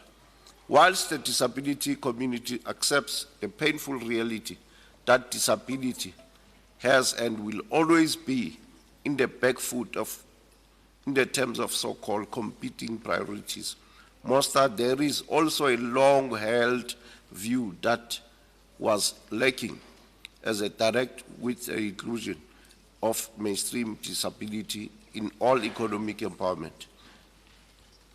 The disability sector, as led by the task team force, therefore, make a submission to the Free State Legislature that we propose that the Free State Legislature should convene an economic disability summit, a Free State Economic Summit. That will be to ensure that we foster the Sustainable Development Goals and the NDP 2030 agenda. The journey demands our persistent and unwavering duty to hold our government departments accountable to their own commitments. We cannot afford to be left behind. The objective of that summit will be to serve as a catalyst for all disabled entrepreneurs in the province on their rights recognition inclusion for economic growth and development. Social initiative growth initiatives and drive them ourselves as a sector. Mobilize all government, municipalities, and position them towards a developmental partnership to provide clarity and guide the development of standard operating procedure for disability mainstreaming and economic empowerment, to guide self-representation and ensure active economic participation of Thank you, Honorable Member. Your time is up. Thank you. Cheers. The next one will be Honorable Palisa Msunkudu, Education and Skills Development. Over to you, Honorable. Thank you, Honorable. I would like to greet everybody in the House, chairs according to their states.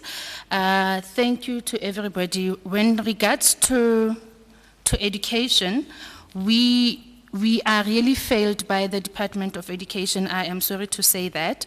I find that Dyslexia 1-on-1 is still struggling with kids that are misdiagnosed within the schooling system.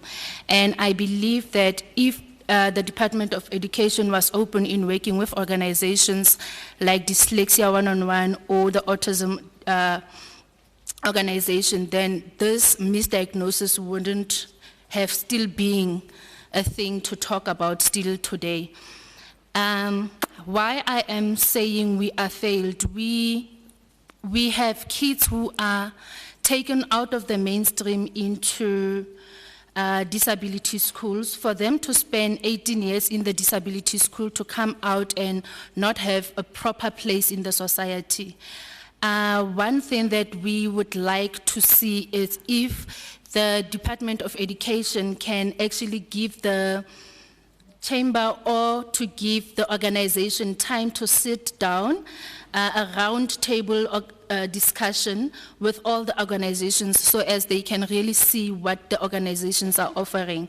Because it's painful to have kids nowadays who are misdiagnosed to be slow learners, To my knowledge, Chair, there is no condition called slow learners, but we still have records from the Department of Education that are stating kids as slow learners within our public schools.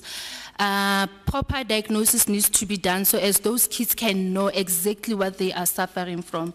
If you have dyslexia, know that you have dyslexia. If you are autistic, know that you are autistic. In that way, it will make life easy even for the parents to understand exactly what are their kids' disabilities.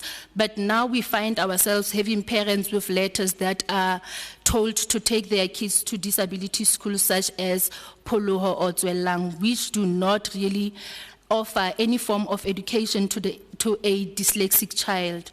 Remember, a dyslexic learner is a learner that needs nurturing. It's a learner that needs a different style of learning, but that learner does not mean she can't or would not understand when a teacher is standing in front of him. So the Department of Education needs to come up with a way of teaching teachers what dyslexia is all about or what autism is all about, so as we don't find ourselves discriminating students with dyslexia and autism or any other invisible disabilities. We have kids in our mainstream who are partly sighted, and for them to be sitting in class, even being afraid to tell the teacher that I cannot see, and at the ultimate end, when you check, that child is boxed together with slow learners. That does not mean because she can't see she's slow. It means the problem is the eyes. But because teachers are not trained to know or to identify invisible disabilities, teachers take everybody into one box. I thank you. Your time is up. Thank you.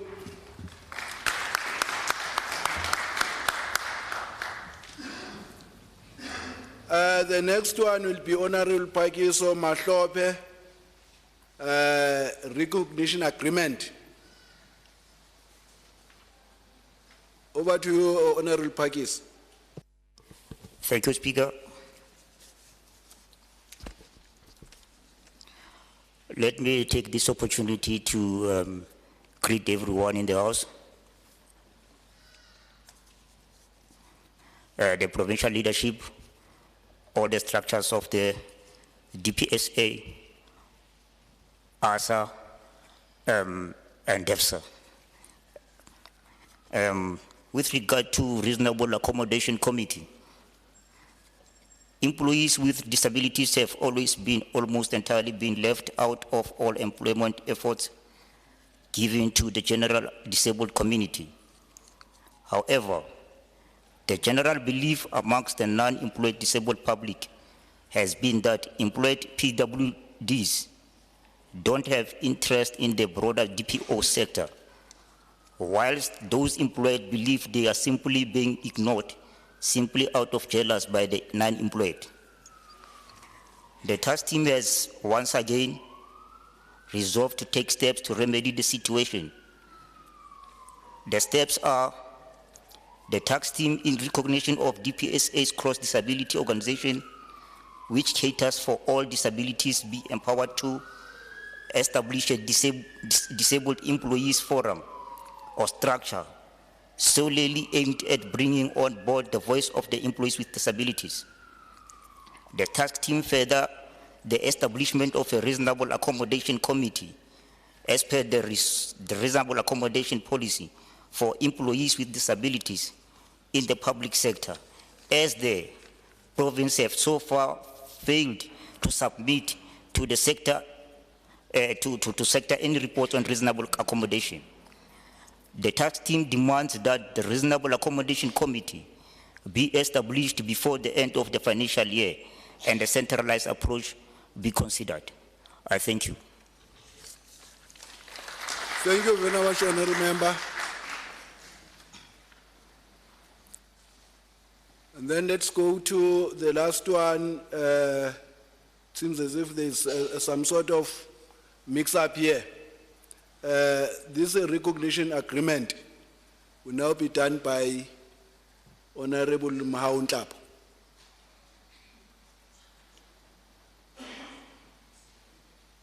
Thank you very much.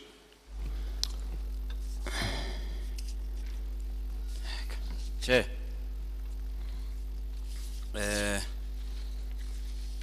Speaker of the Legislature, I'm not sure if I'm audible to present on this, but I will try because I was not prepared to present on it. I was prepared to present on the latter or the last item, but I'll try, Speaker, unless I can be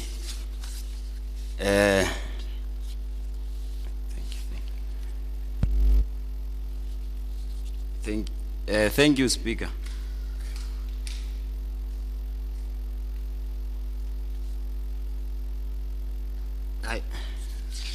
Speaker, ke na le mathata ka nnete, nka kopana le secretary ka. Pampiri ena re fueng Speaker icon. I re fe hore na re ka e bua ka reasonable accommodation hona mo mekeleng teng. Jwale kopa thuso. Oh, okay, Honorable Mao, just a minute. Let's see if you can quickly get help. No, it's yeah, my sister. Chair. Are you okay? The print is large enough. Oh, we'll try. Much appreciated. Thank you very much, Honorable Mao. Good day, ladies and gentlemen, again, members of the provincial legislature, and by the honor of the Speaker of Legislature, the whips from different parties, members who are today forming this sitting, and all organizations represented, and good morning again to the members of gallery. Speaker, let me just hold it this way so that I can be able to read it.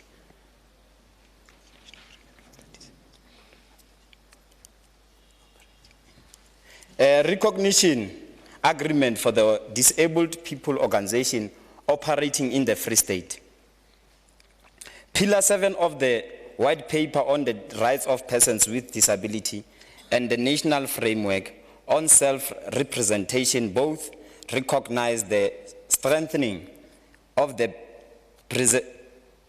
representative voice of persons with disability as crucial in ensuring the mainstreaming of disabled in that the much needed expectation in disability issues lines with the DPO movement. And as such, the task team demands the consultation with the stakeholders should start within the next 3 months to ensure that all recognition agreement between government and the DOPC sector is in place from the start of the new financial year. This means, Speaker, to all members, we need the recognition of our organizations in the Free State, and we don't just need them to be recognized by government verbally. We need agreements from government that even when we structure our year plan or our calendar, we are able to include all organizations and all disabilities that are represented in the province. Speaker, by so saying is that social development should ensure that all disabled organizations or all organizations that represent people who are disabled are being well trained, well capacitated, and well supported.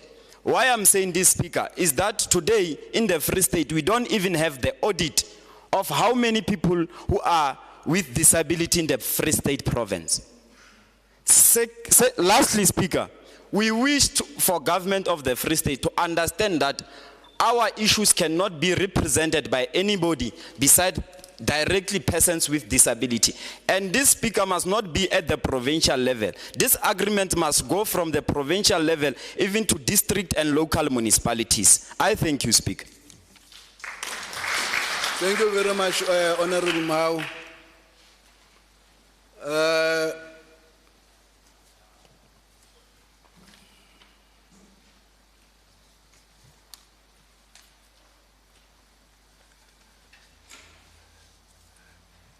The next one, I wish to remind the House of the general provisions of this session. Honorable members wishing to further speak on any area shall be given or allocated 1 minute each. The capped a total of 20 members shall be allowed for this engagement. Honorable members may only speak when recognized by the presiding officer, and no questions shall be allowed for this session. Honorable members wishing to speak may raise their hands, and then I will recognize them.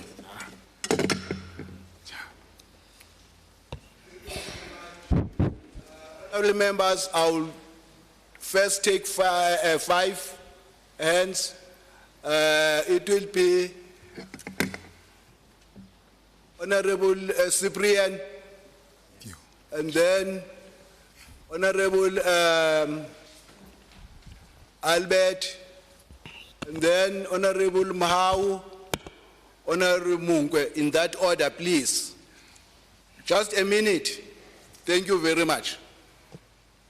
Thank you, Honorable Speaker. Speaker, I want to raise on the fragmental planning here in South Africa. Speaker, South Africa has got good policies, but with policy, you'll never able to take government to court with police, because police is just a guiding document. Other countries, they've got Disability Act. Unless if here in South Africa, always we will say policy, and then we don't have Disability Act. Always we'll have these talk shows. Thank you. Thank you very much, Honorable Member. The next one,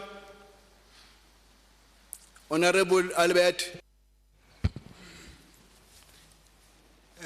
Thank you, Honorable Members. I have a bit of a concern.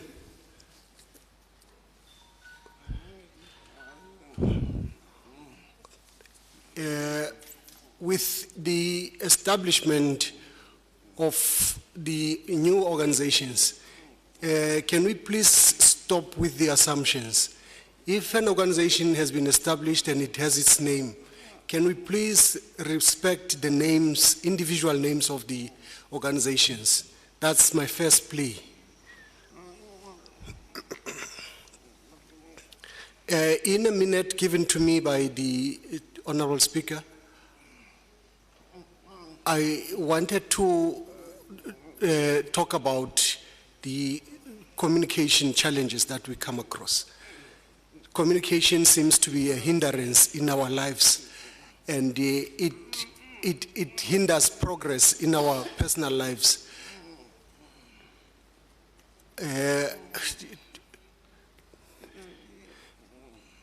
The other issue is with the HIV/AIDS Council in the province. We have submitted letters to the Office of the Premier regarding challenges with regard to interpreters, and there's not been any positive response. The education, my plea is to the legislature. Can we please go deeper into the challenges of education? We have a lot of young deaf persons who are sitting there who has not completed school, and they are just sitting at home. I wish to thank the MEC of Education. After a long struggle, MEC was surprised when I actually made him aware of the challenges, and that there's a lot of challenges with regard to deaf persons, and he assisted your time is up. With the establishment of a task Thank team. you. The next honorable member is Honorable Mahau. Thank you, Chair. Chair, one, I want to make an input into the economy, the sector that was dealing with the economics. Yeah. Chair, we have registered bodies in mainstream economy that assist in terms of ensuring that government enforce its own policy in the economy. Therefore, in the disability sector, we need the same government to recognize our own organizations that are in the business, that are fighting for the rights of persons with disability. I'm saying this, Chairperson, because of there have been a lot of committees that has been appointed, your entrepreneurial committee, that has always been given money that it cannot be accounted for. Again, Chair, I want to raise on the issue of reasonable accommodation. Speaker, it can't be that the Department of Health, through its system, it doesn't have at the clinics. Remember, thank you. Unfortunately, your time is up. But Chair. Thank you very much. But Chair, but Chair, Thank you very much, Honorable. No, I'm raising one order because of you decided to give us 5 minutes while you know we have our different disabilities. How do you expect us to accommodate our disabilities with 5 minutes or 1 minute? It's 1 minute for this session. But Chair, for this session, it's not fair. We are going to make sure here we are leaving issues that are going to assist the government. So 1 minute cannot be fair of us. Particularly I'm a young person. We have issues and trends that we face daily. For example, the issue that I wanted to raise, it was the interpreters that the police station don't have sign language interpreters. How do you expect deaf people to open a case? No, Chair, no. I'm not going to sit down. This issue is very paining. People who are deaf, they cannot access police station because of interpreters. And we are here because of those issues. No, Chair, I'm not going to sit down and I'm going to speak this issue. I'm saying to you, EMS, when people who are deaf open case of rapes, they cannot communicate with anybody from the clinics and hospital level. Chair, it cannot be that when your disability is different from other people and you don't want us to speak for those people. Let me speak. Chair, let us speak first. No, let me speak. No, Chair. You must also remember that written submission are also welcomed. If you feel that you did not finish your presentation, you are also welcome to submit order, Chair. Submissions. No, order.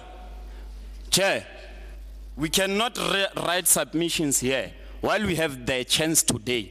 We'll never know if this thing will happen again. This government that we are facing in the Free State is untrustworthy. You cannot trust them. So we don't know if today we'll raise issues and they take our issues. If these issues are burning, they run away. They always do this. It's not for the first time that we come here. And we want to fix things today, not tomorrow. Things must be fixed today.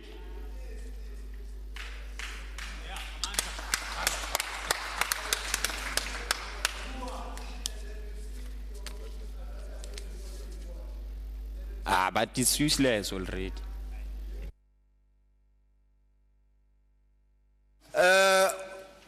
Honorable Mungwe. Thank you once again, Speaker. This time I hope we get like Mutsutsuaka Usankene Hano. Honorable Speaker, this time I'm addressing the legislature. It is unfortunate or we have come here, Honorable Speaker of the legislature, to come and cry to you to say government is not recognizing people with disability. Hence you find that in all municipalities, disability focal persons are non-disabled people. Where is yours, Speaker's FUBA? Where is the legislature's disability focal person speaker? Why is it that the first time we came here, chairs had to be taken out because we have members who are using wheelchairs? Why does the legislature not have access? Thank you very much, Thank you, Honorable Mumbe. Your Speaker. time is At up. least you're allowed me to speak my mind for once. Thank you very much, Honorable Mumbe. Your time is up. Thank you. Can you please take the second round of hands? I'm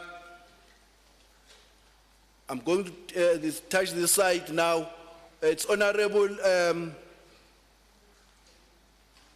Pasega Tabin, Honorable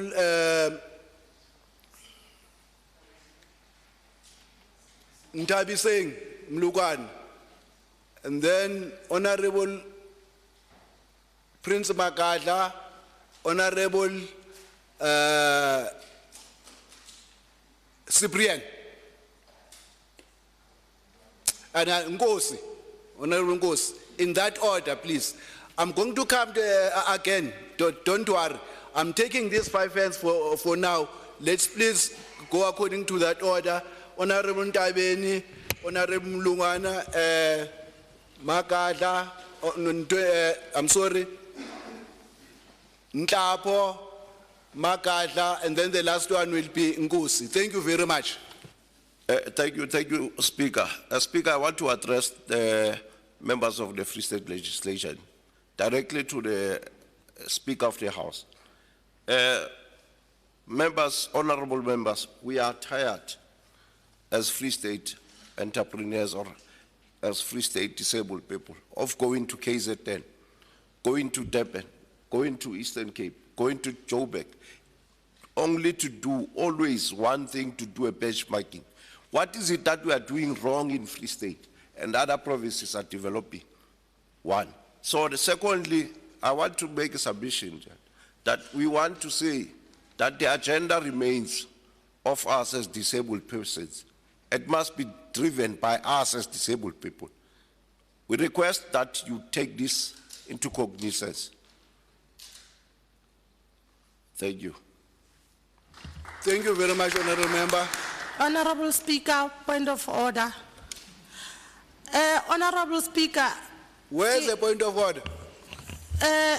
What is the point of order? Point of order is that ukasi allow hore batho ba bang ba iphete while others ba raisitse matsogo and ba so bue. Thank you, Honorable Speaker.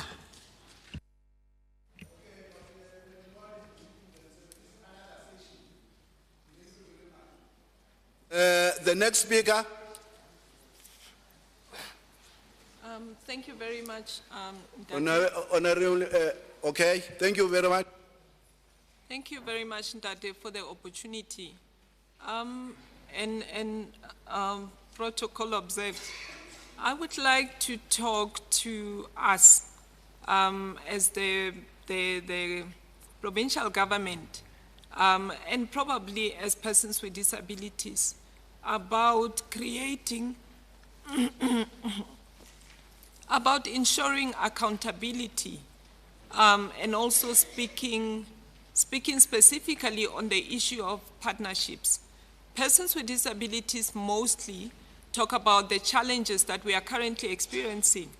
And if I can make an example of those challenges, you look at places like Botshabelo, that is not far from us at all, where services for people with disabilities are not available. And I'm not only talking about Botshabelo, but I'm talking about places like Putadichaba and so on, and many other places that I cannot all mention. And I'm thinking to myself that when it comes to an issue such as skills development, partnerships will assist. And in order for partnerships to be created, we should be looking at the BBEE scorecard and finding out whether companies are meeting their requirements in order for skills. Thank you very much, Honorable Member. Your time is up. Thank you. Thank you. Your time is up.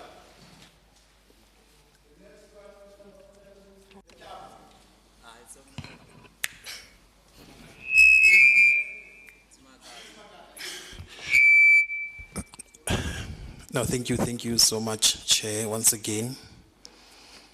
Chair, I think as a point of departure, it's of utmost importance just to register one's displeasure in relation to the fact that we are told that there's only one MEC who's here. I'm not sure if all the things that have been raised here are intended to be understood or can be communicated to other MECs by only one MEC. I'm getting a sense that what we are doing here, leaders, is nothing but a box-ticking exercise. Who are these reports being submitted to? Why are those people who are supposed to be held accountable not being held accountable? Why are we still repeating the same thing each and every year? Where are we getting it wrong? Are those people not being held accountable? Are they not accounting to any person? Are they not signing the so-called KPIs, key performance indicators? May I please forgive my ignorance, comrades, but I'm getting a sense that what you are doing here is nothing but a box-ticking exercise. I thank you.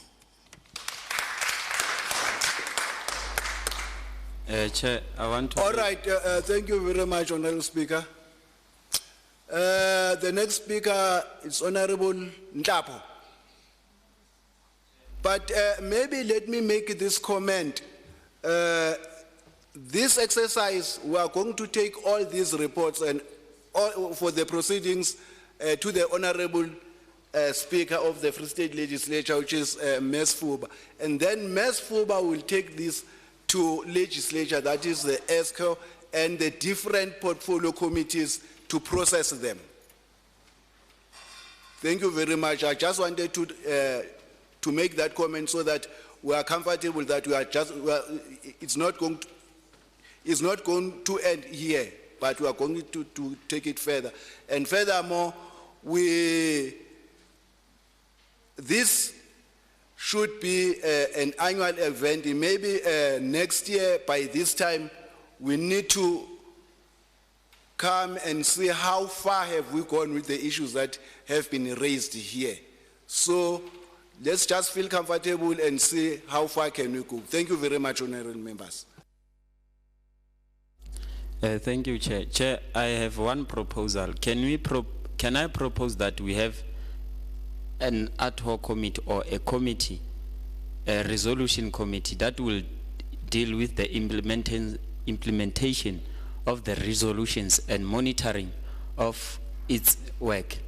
At least if we can have, because I believe that different organizations are here and we can nominate people that can assist legislature on that, because as organizations will need reports, even us, on how far the process are.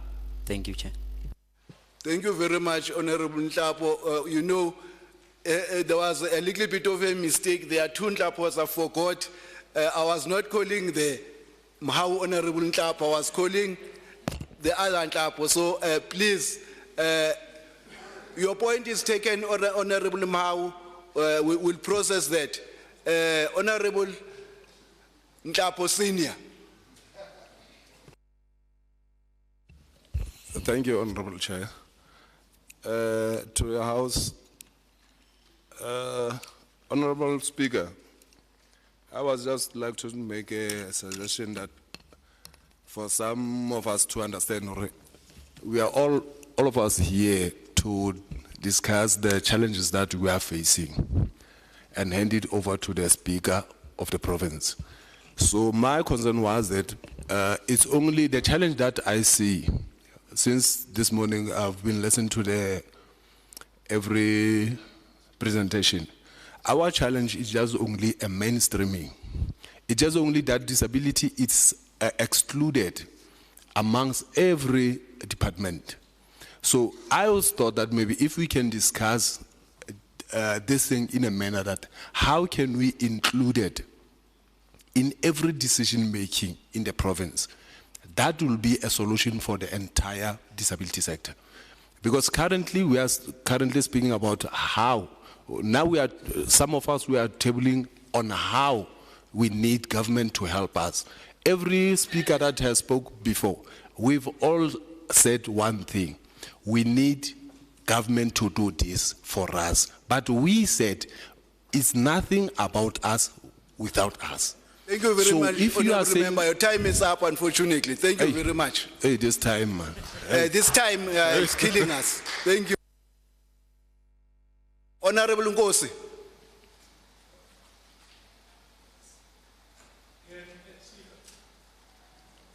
Ke kopa mo etsetsa mic on. Thank you. Yes, Honorable Speaker, I was wondering, I had hoped that, I'm not trying to criticize or discredit this sitting, but one would have expected that at least we are provided reports, we receive reports from the various structures that were established previously. I know there have been a number of consultative meetings previously where resolutions were taken, and with subcommittees, substructures established to facilitate those processes. I was expecting that you're going to hear reports from those, e.g. the task team, the entrepreneurship forum, whatever, but you do not receive that report. And you want to take other resolutions even today, and come next year again, the sittings will take a different direction. What outcome are you expecting out of this parliament, Speaker, if I may ask with humility, please? Thank you. Thank you very much, Honorable Member. I think now I'll take the last round if there are any. Oh. Okay. All right.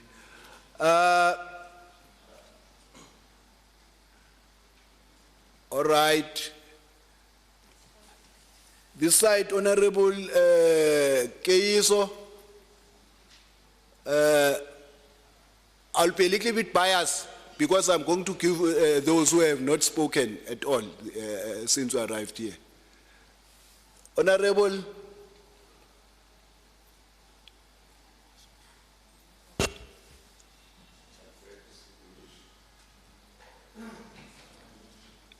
it's Honorable Keiso, and then it's now number 2, and then number 3,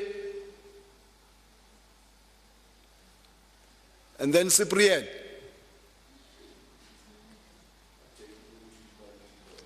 How many? 1, 2, 3, 4.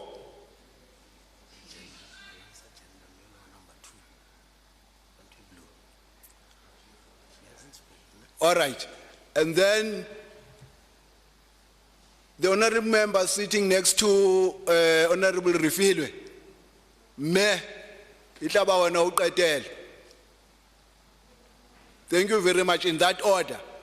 Okay, ke le mosweu bana ha ke bone.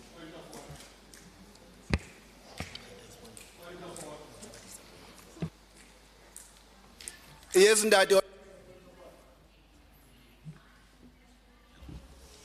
Speaker, I think you are insulting the sector for allowing a person who claims hemophilia is a disability in defense of Mpopetsi employment to speak on this platform. You can't allow Keiso to speak here.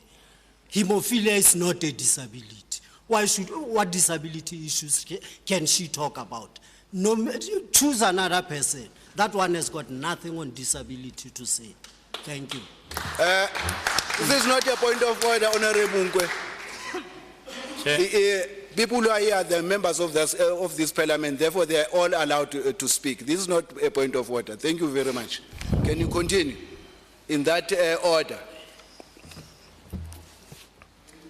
Thank you very much, Speaker.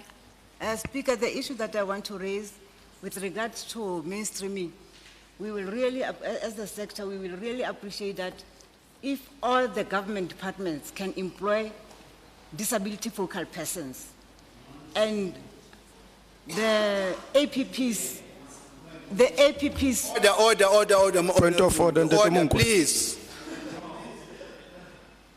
The APPs of all government departments should show the disability issues.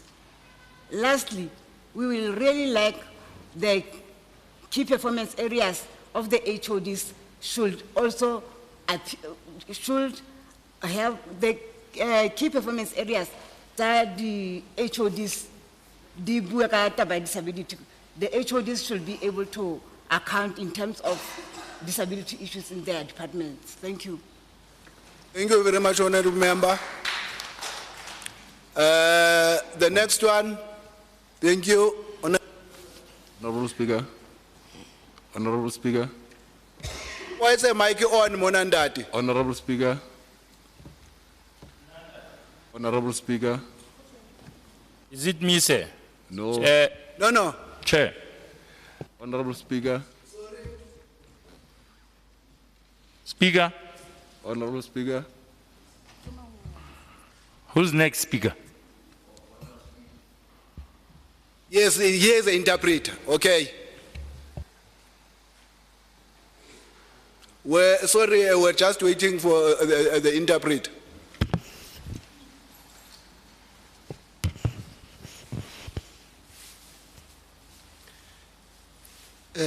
Thank you, Honorable Speaker. The point I wish to raise is under education. There's a serious challenge at Baritimia with regard to deaf children. When it comes to the marking, I think something has to be done because I think teachers are not doing what is expected, and what happens eventually is that these kids come across challenges when they go to colleges. There's a lot of problems that I wish the department to resolve in the schools. Thank you.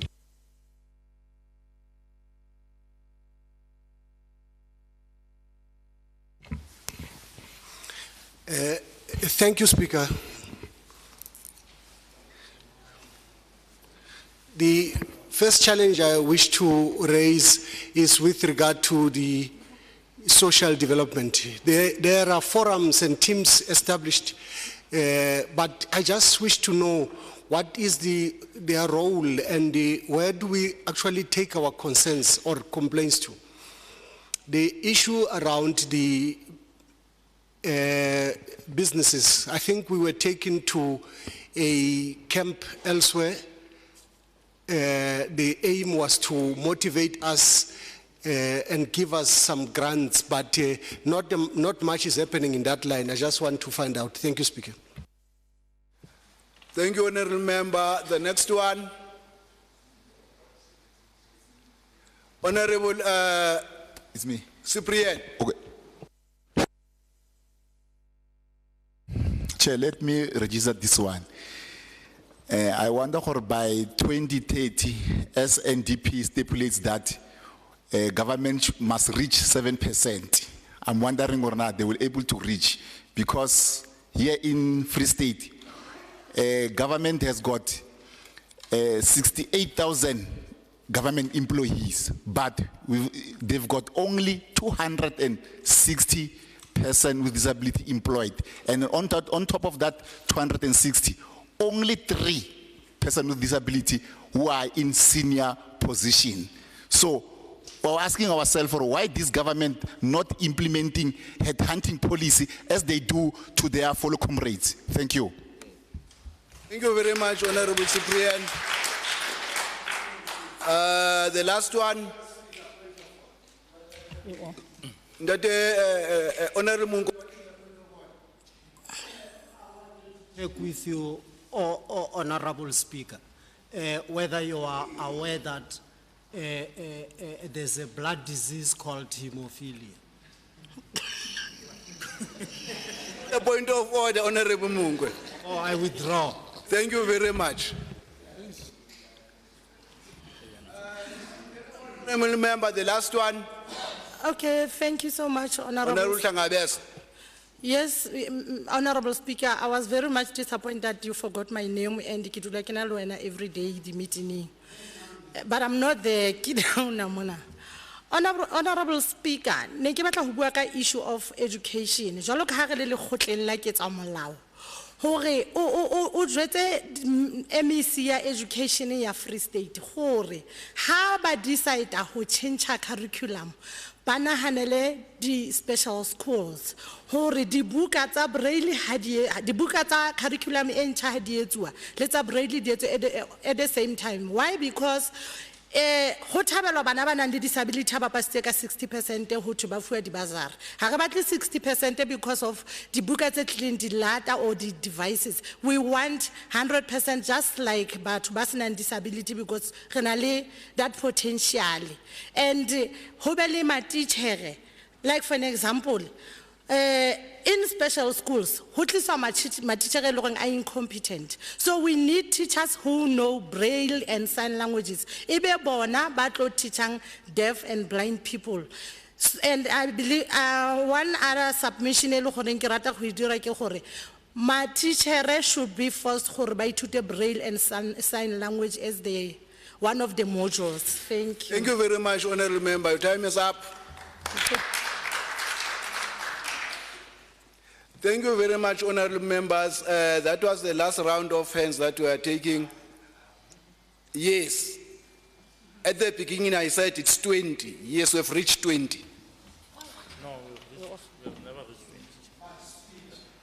How's it 20? It's only 14.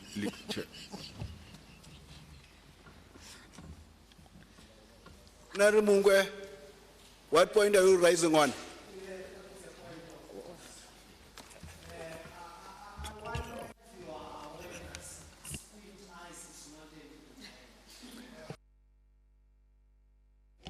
Sorry, I withdraw.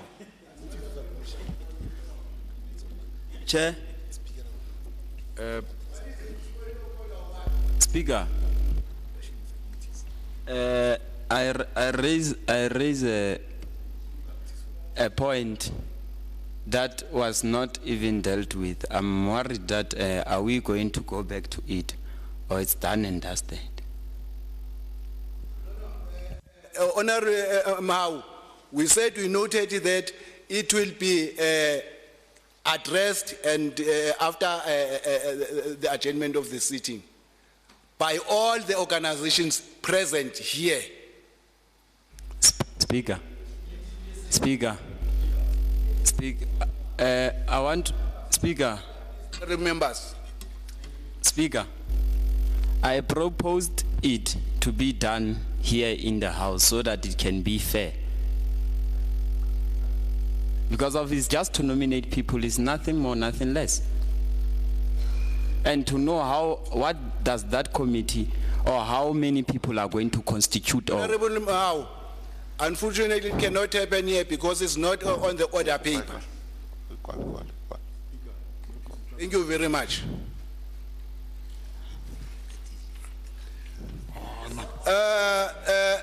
Honorable Mungwe, order please.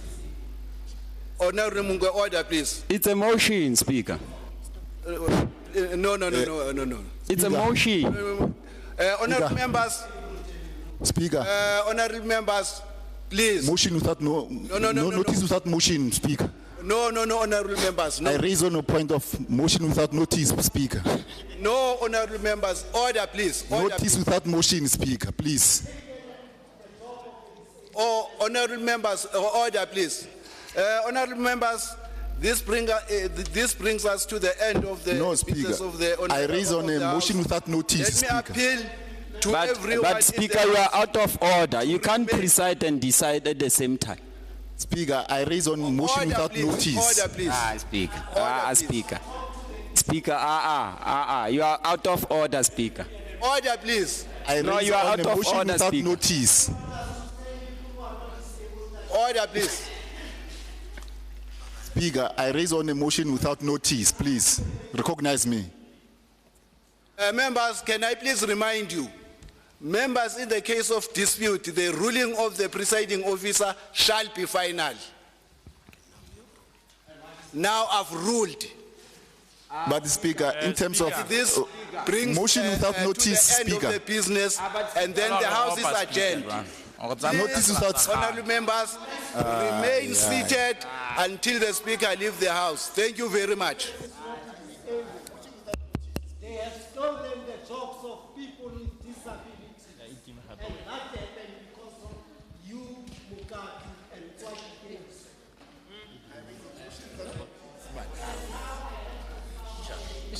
Go on. Order, Chair. Go on. Honorable Speaker.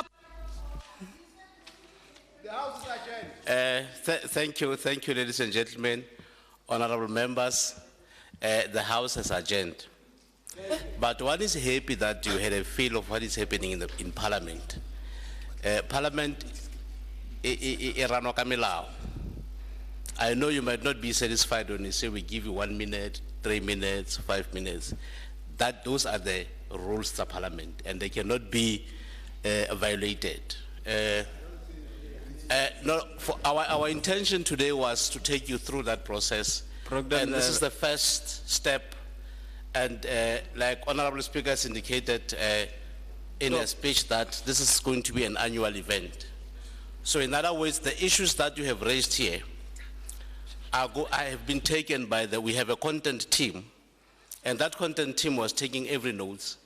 And this proceeding is recorded, and we're going to evaluate that and take narrow those issues that we have raised and engage departments for implementation, so that when we come here and gather again next year, we'll then be reporting on the issues that you have raised.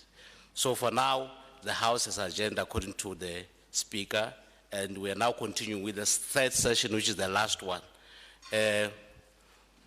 where we are going to afford leaders, honorable members who are here, members of the legislature, just to make remark about what they have observed and what is the way forward. And then I will allow Honorable Jankelson to start with the process, followed by Honorable Mamiki, followed by Honorable Sfuba, and Honorable Sandlana will do vote of thanks.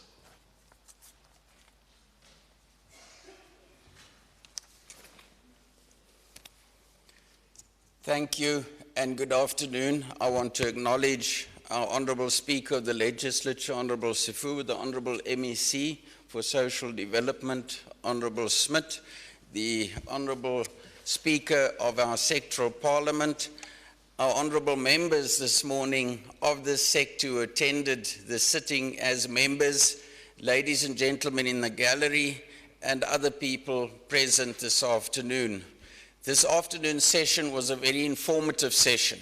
And as I listened to the different inputs from various individuals here representing different organizations, firstly, I became aware that there are so many organizations, and perhaps we need more unity in terms of the voice of people who are sitting here today, so that we speak with one voice regarding this specific sector. But what I also realized is that this is a constitutional issue. Section 10 of the Constitution says everyone has an inherent right to have their dignity respected and protected. And a lot of the issues I heard here this morning are about the dignity of individuals. And everyone has a right to inherent dignity in our society. The Disability Rights Charter asserts the rights of all disabled people to live independently in a safe environment and in a society free from all forms of discrimination, exploitation, and abuse.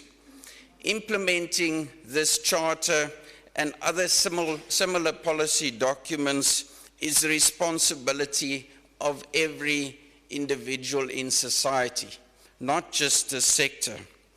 This should never be regarded as a gift or a favor to a specific sector. It is a responsibility and a right, and every individual in society has a responsibility.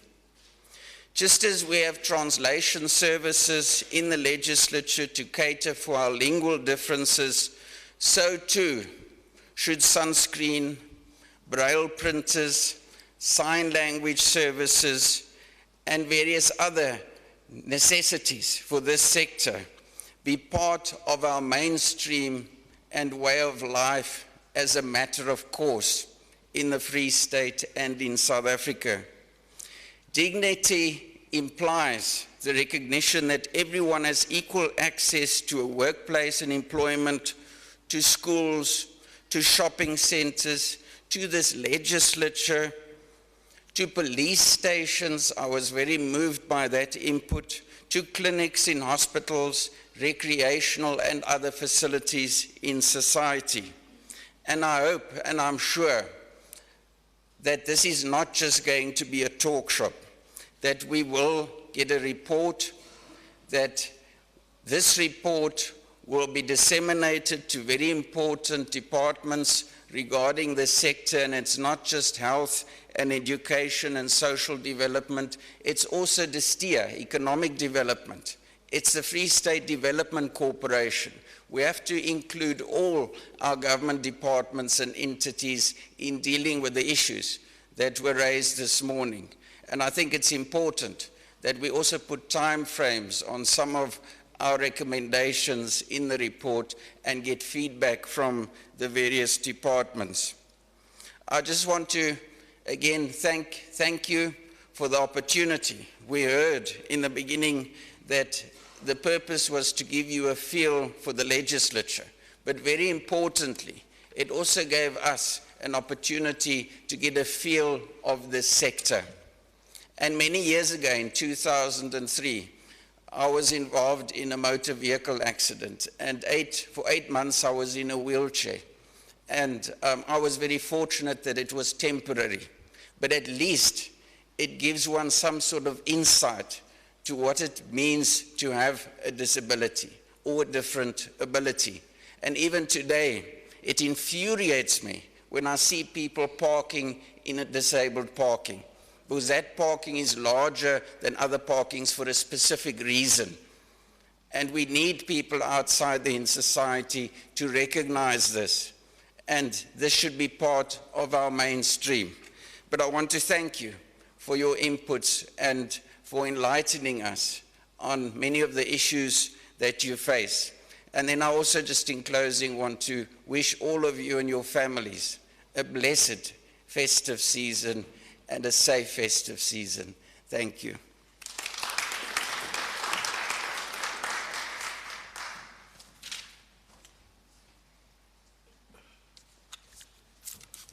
We now call Honorable Mekabati to just do the release.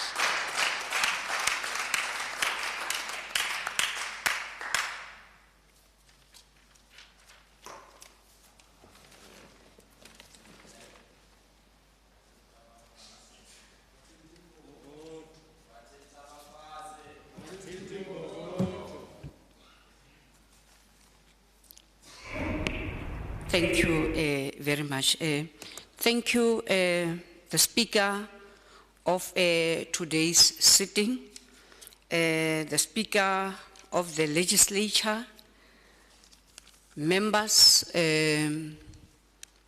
of the Legislature who are here today, Honourable Member Jenkelson and Honourable Member Smith. Your presence is highly appreciated. And thank you very much to all those that are members today. And I'm trying to look at all of you, the seats that you are sitting at them, linking you with us as we are sitting in this legislature. You are sitting at the seat of Honourable Member Jenkelson, where you are sitting. You are sitting at the seat of the Premier, where you are sitting. The Speaker today is sitting at the seat of the Chief Whip of the Legislature. We have had wonderful, interesting debates that we have listened to today. Very intense, very robust. We appreciate it a lot. The Department of Social Development wants to appreciate and acknowledge the accolades given to it. And I want to acknowledge that, yes, we are doing a lot in terms of issues of disability. But yes, we have not yet reached the destination there are still a lot of things that are challenging us that we are dealing with. And yes, we are the only department, and I want to believe in the whole country, that is sitting at 5% representation of people with disability. This year, we focused on helping our workers with disabilities to have assistive devices in order to enable them to do their work qualitatively.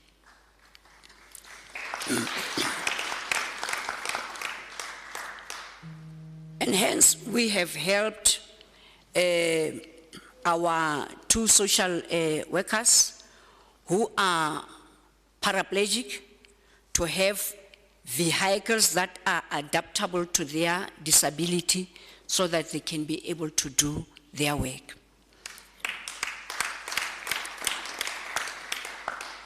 We continue to try to make the environment to be conducive for people with disabilities.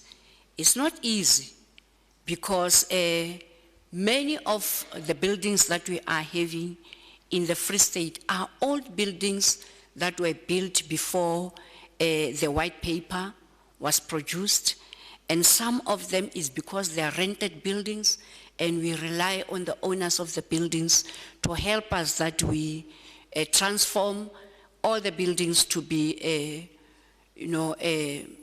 accessible to people with disabilities. We are soldiering on. We are trying by all means to ensure that we achieve most in terms of that. Speaker, we have 24 protective workshops in the Free State, helping 738 beneficiaries. We are transferring 3 million per annum to the protective workshops. But it should be noted, Speaker, that the funds that are being transferred to this protective workshop are over and above the disability grant that individuals receive from SASSA.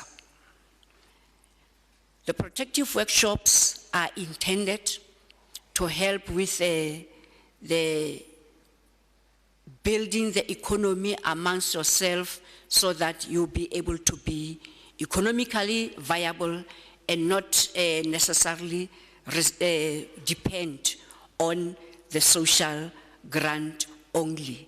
Remember that when the President spoke, said we need to have mechanisms, strategies that are helping to expand a social grant so that you can be able to live a better life that is also giving you the dignity that you deserve. What we are not happy with is that, Honorable Member Speaker, these protective workshops, many of them are doing beautiful, creative artwork, but unfortunately, that is not linked to the markets.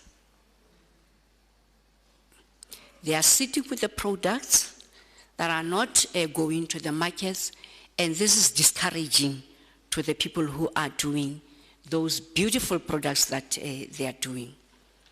Hence, Speaker, we have welcomed the visit of the Deputy Minister of Trade and Industry, who is having a disability herself, that she will be in the Free State on the 13th of December, and we will be taking her around our protective workshops, some of them, not all of them, to ensure that she learns the work that is being done at the protective workshops, and she helps us to be able to link the products with the market so that whatever that you are doing there should also add value in terms of some funds and finances so that you can improve your lives.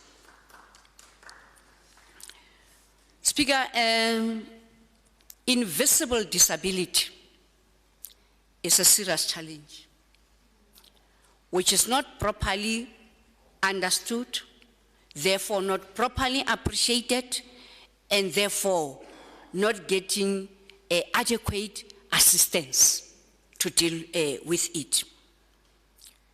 From the people that we appointed that are having disabilities, those with impaired hearing and impaired vision, and those that are stuttering,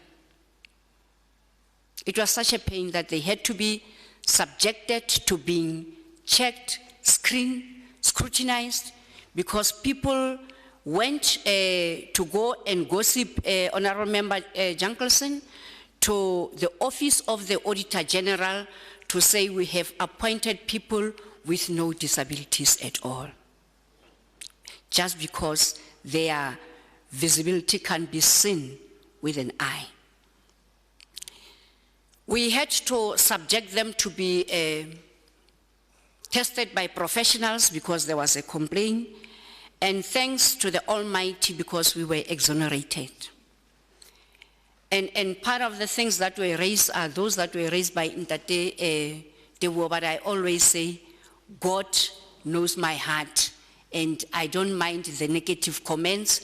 I soldier on in terms of doing my work that I've been deployed to do.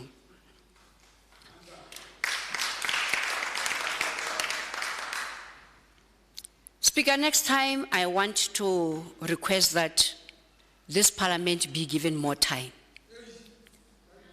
We have seen that members that are here representing others with disability still have more to say, but time was not allowing.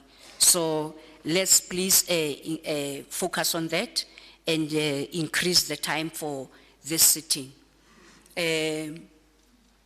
We really appreciate your statement, Speaker of the Legislature, that this will now be an annual event, but I want to request the Legislature to be more robust with oversight on disability matters, on the departments and on municipalities, that we respond effectively, including the private sector, because most of the time we leave it behind. I will want to plead with the Committee of 13 to wake up and do its work, because with this sitting, it has also reflected that you also have a lot of work still to do. Because if some of you are going to dispute other disability sectors, it is going to be a challenge. So I am going to plead with all of you, particularly the committee, go check the types of disabilities that we are having before you contest others, and talk about them, engage one another, learn more about them, because that will enable you to even engage the departments, the legislature, and the municipalities more effectively. And I want to wish you a happy Christmas, prosperous New Year. Challenge ourselves with working more and more and more. All the things that we have raised, I have heard them. And I will take them also to the executive and request the Premier to also play more oversight on other departments to respond to the issues that you have raised. All very important. All very important. Go enjoy your Christmas. Let's get into the new year, all of us being safe from COVID and this new variant that has come in let's come and work much more harder in the new year. Thank you very much.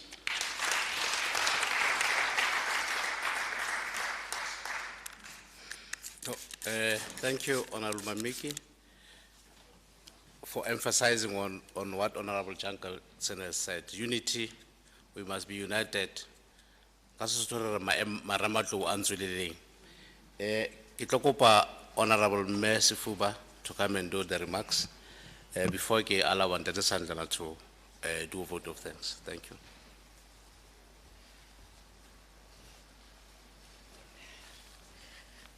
Thank you, Ntate Mswene.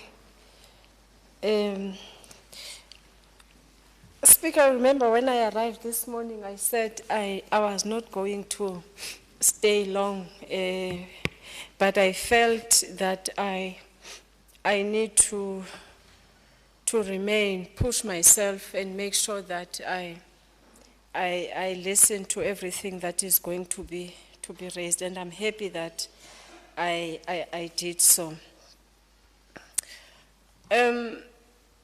Maybe first to respond on the issues raised about the legislature, the precinct itself not being conducive for persons living with disabilities. I take that criticism as the Speaker, and I promise, and I know that the Secretary to the Legislature has already started to talk about it, to say we need to do something about that. I promise that it's going to be taken care of. And this process cannot be a box-ticking process. It can be. As the legislature, our mandate, if you go to the Constitution, we are an institution that provides oversight. We are a law-making institution. We are an institution that ensures public participation and education. We are not a service delivery institution. Ours is to provide oversight over the executive. Ours is to be able to call such platforms, engage different sectors of the society, so that when we conduct that oversight, we'll be able to say to the executive, this is what this particular sector is complaining about. This is what people are complaining about. What are you going to do to make sure that you resolve that? So this is not a box-ticking exercise at all, because from this, it's like there are also the engagements that were there before. What we can do is to go back and be able to check if there are any reports that were there previously, so that when we move forward with the report, processing the report of this platform, we'll then take that into consideration so that we know what was said at that time. We are going to, like we do with all the other sectors, after this platform, we develop a task team led by the manager in the office of the Speaker, and together with some representatives from this platform, and then we'll look into the issues that have been raised so that we can be able to make follow-ups where necessary and try to find answers. And we are lucky this time around because the MEC is here, and she's also giving us the report on the strides that they've made as the department. And we are happy for that and excited. And we know that when she goes back to EXCO, she will also agitate her colleagues, the other MECs, to make sure that they also do their part in their departments, because issues of persons living with disabilities are not only social development or Premier's office issue. All the departments, you go to education, you've mentioned issues of education. You've mentioned issues of health. You've mentioned issues of the police stations, and indeed, it was very painful. Here is a person, he has been violated. We've just spoke about gender-based violence. When the person gets to the police station, because she's deaf, she's unable to get their statement taken, she's unable to be assisted. It is a painful thing. So the issues of disabilities are not only persons living with disability, are not only the issues that must be carried by social development alone. We hear you. Our responsibility as the legislature is to hear you and be able to go and do work on your behalf, agitate government who is supposed to provide such services. There is nothing wrong to have different views as people. We are not water. We cannot go the same direction all the time. There will be divergent views, but what is important is how do you put those views forward without insulting one another or without provoking one another. So, I mean, especially in this sitting, it's what we are used to. This is a sitting where people with different views will come here and argue because they've got different views. And there is nothing wrong with having different views at all. So that is but a part of life. So I hear the MEC is saying Parliament should be given more time. We are taking that, and the task team that has been preparing, I'm sure they are also noting that in the future we must provide more time so that people can be able to talk and express themselves. You've done well, Speaker of the session. Indeed, a speaker must be firm. If you say you are giving a person 1 minute it is. It cannot be, even if you can scream and kick, the speaker cannot give you more minutes because you want them to do that. So I'm happy that you came. We have heard you, and it gives me joy once more to know that there is a commitment made by the MEC to be able to report to say she attended this platform. These are the issues that were raised. And we promise next time when we come to see you, we will present report on progress made on the issues that have been, that have been raised, so that you don't say we are ticking the box, we just call you here without anything to show at the end of the day. So thank you. I just wanted to make those few remarks. Thank you.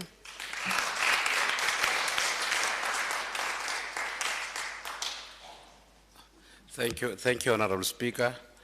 I now want to give Ndate Sandlana to do vote of thanks, and immediately thereafter I will allow Ndate Jungi to do some announcements.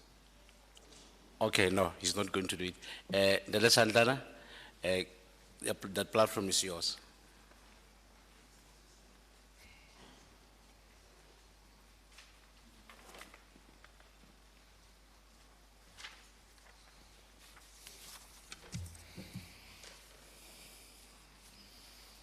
Good afternoon.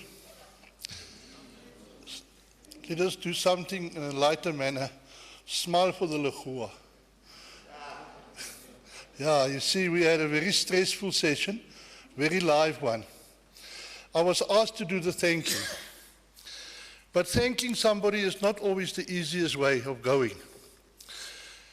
To start, I think I must thank my Honorable Speaker of the Legislature, Member Sefuba. Oh, it's that, sorry. She had the wisdom to send me to Nigeria, where I formed part, two people delegation, one from the National Assembly and me from the Free State, to represent parliamentarians with disabilities. And this is a new forum that has been created, where we as an African group, there was 10 countries present for that specific conference. where we discussed the issues around disabilities of all possible disability groups. I thank you, Mayor. Secondly, I want to thank you. I want to thank Mayor Mamiki for her input. I want to thank Dr. Jenkelson for his input. And I must thank you for the heavy discussions and, as our speaker said, robust participation. Then I must also thank those people who respected the fact that they were in Parliament today. And I will want to thank the people who have disrespected today, because there are some of us, and I'm a person that speaks bluntly, you will know who you are, who have shown disrespect. And I want to thank you for coming next time, and that we will then set that problem straight. You have done a great job today. And I want to also thank Mayor Sefuba that there might be interactions in between a year's term, that we don't just meet once a year at this level, but as she indicated, that we might meet once or twice in between. I want to thank the support staff here who've come today and supported you and made it easy for us to communicate. And I hope I'm not leaving out anybody. I also want to thank our speaker behind my back. My apologies for my back, and everybody else. And now, I think before I close off, we need to thank somebody. Will you allow me, please? Thank you, Lord, that you brought us here safely. And I know that you will take us home safely. Bless these people who are differently abled, but are still your children. Bless them over this festive season. I pray this in the name of Jesus. Amen.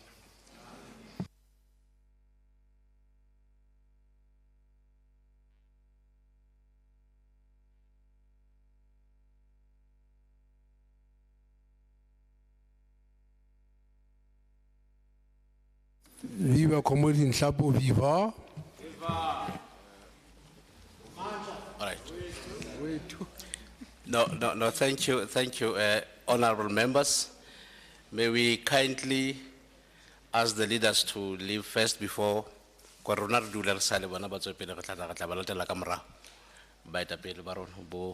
Jankelson, honorable speaker. In the meantime, somebody has lost the sunglasses. They were found in a toilet, ladies' toilet. Please, ladies. But I thank you. The house is adjourned, but let's wait for our leaders to leave first, and then therefore we'll go out. But we thank you. You are such a nice audience.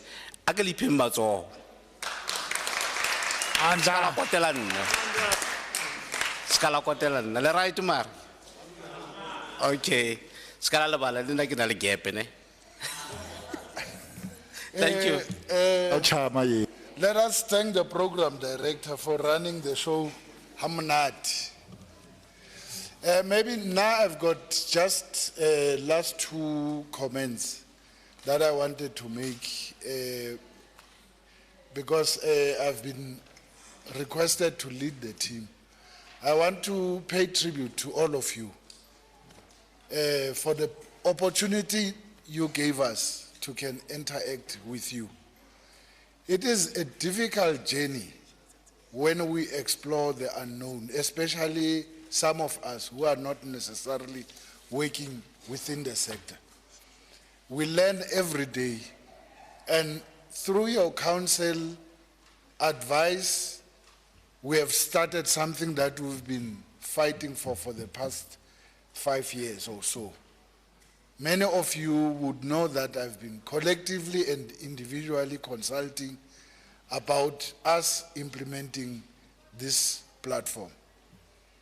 Indeed, when we start to do something, there will always be hiccups. There will always be an expectation. There will always be unfulfilled expectations. There will always be achievables. There will always be negatives in the process. But what is important for us as a team, as designated by the Speaker to coordinate with you this event, we draw so much strength to what we disagree about so that it reconciles all our different point of views around matters. So we take it, Runa, as a learning exercise that going forward, we are going to learn more how, when we engage the sector, should we deal with matters.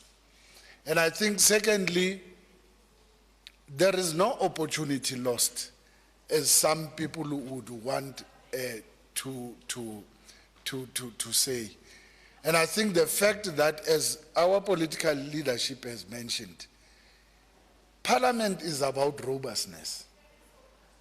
People's Assembly is about trying to persuade each other to see things the way we would collectively reach a consensus about things that mean much to us, but not only us, the constituencies that we represent. So it is equally important that whatever has been debated here should not be issues that remains a stumbling block towards making this Parliament in future not materialize. It will only materialize by ensuring that you guide us, Runa, who have been entrusted in driving this vehicle. Yes, indeed, our view is that we have a content team that is going to prepare the report of this Parliament. We have noted what has been said, especially regarding forming a team that will work with us in ensuring that the issues that were raised are correctly captured, so that the Honorable Speaker will be able to engage with the Executive Council. We will then, going forward, ensure that we do not leave any stone unturned in ensuring that these issues do find expression in the agenda of different departments of the provincial government of the Free State. So lastly, please, as the Speaker have said, there's a lot of things that still needs to be done for us to be compliant to some of the critical issues that the sector is facing here. Compounded with the issue of the inaccessibility of the building is the fact that the building itself is a national monument. Before you even change a button, you have to apply to the National Monuments Council to do whatever, but that is not an excuse for us to transform the institution. Lastly, food is being prepared. We are told that the caterer is running late, but utabating. So as we have done when we are arriving, retla lefa all what you are supposed to get before we leave. And those that have not signed the attendance register, we will please request you to inform us so that you are on the data list here, Rona, so that we should know how to communicate some of the things. But I want to thank the leadership of all of the sector for their patience with us. We know that there were some of the documents that were not prepared. We had to run around, but there's always a hiccup when you are doing an event of this magnitude. So re kopa le re tshwarele for all the things that did not go well. But we want to thank you, most importantly, for all the contribution which you have made. The fact that we're able to agree to disagree and agree to not disagree, to us, it is a maturing democracy. The fact that a voice or a dissenting voice is given space, it is a commitment to all the clauses of the Constitution of the Republic that says the people shall be heard. I would like to thank you again, Program Director, for ensuring that this runs smoothly. So we will advise, we will communicate with the assistant Tsarona once the food is ready. But now we are done for the day. I know some people want to do photo shoots. Social media, some of you want to take pictures and all of that. Please feel free to do that. Up until we are going to advise and how the staff start to distribute the food. Thank you very much. The House is adjourned, as the Speaker has said, until further notice. Sorry, just one last thing. Maybe we should give you an opportunity to send those issues that we did not raise here to our office. You can send them to this email, tabiso.m at FSL, or tabiso.m T capital letter, others are small letters, tabiso.m with capital letters M at FSL. Yeah, M with capital letters at fsl.gov.za,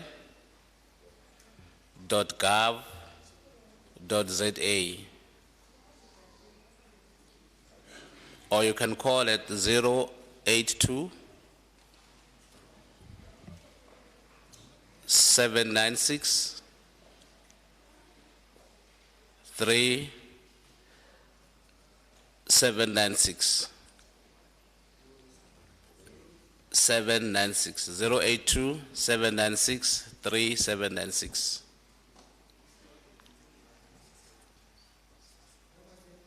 And those ones who have those issues now, they can submit them to the content team. May you kindly accept the submissions which are already here, and those issues were not raised in Parliament. Yeah, you can give them to that young lady. Can you please repeat the numbers? Sorry, 082. Yes. 796. Okay. 3. Yes. 796. They paid 796 3796. Thank you. The House is adjourned. Thank you.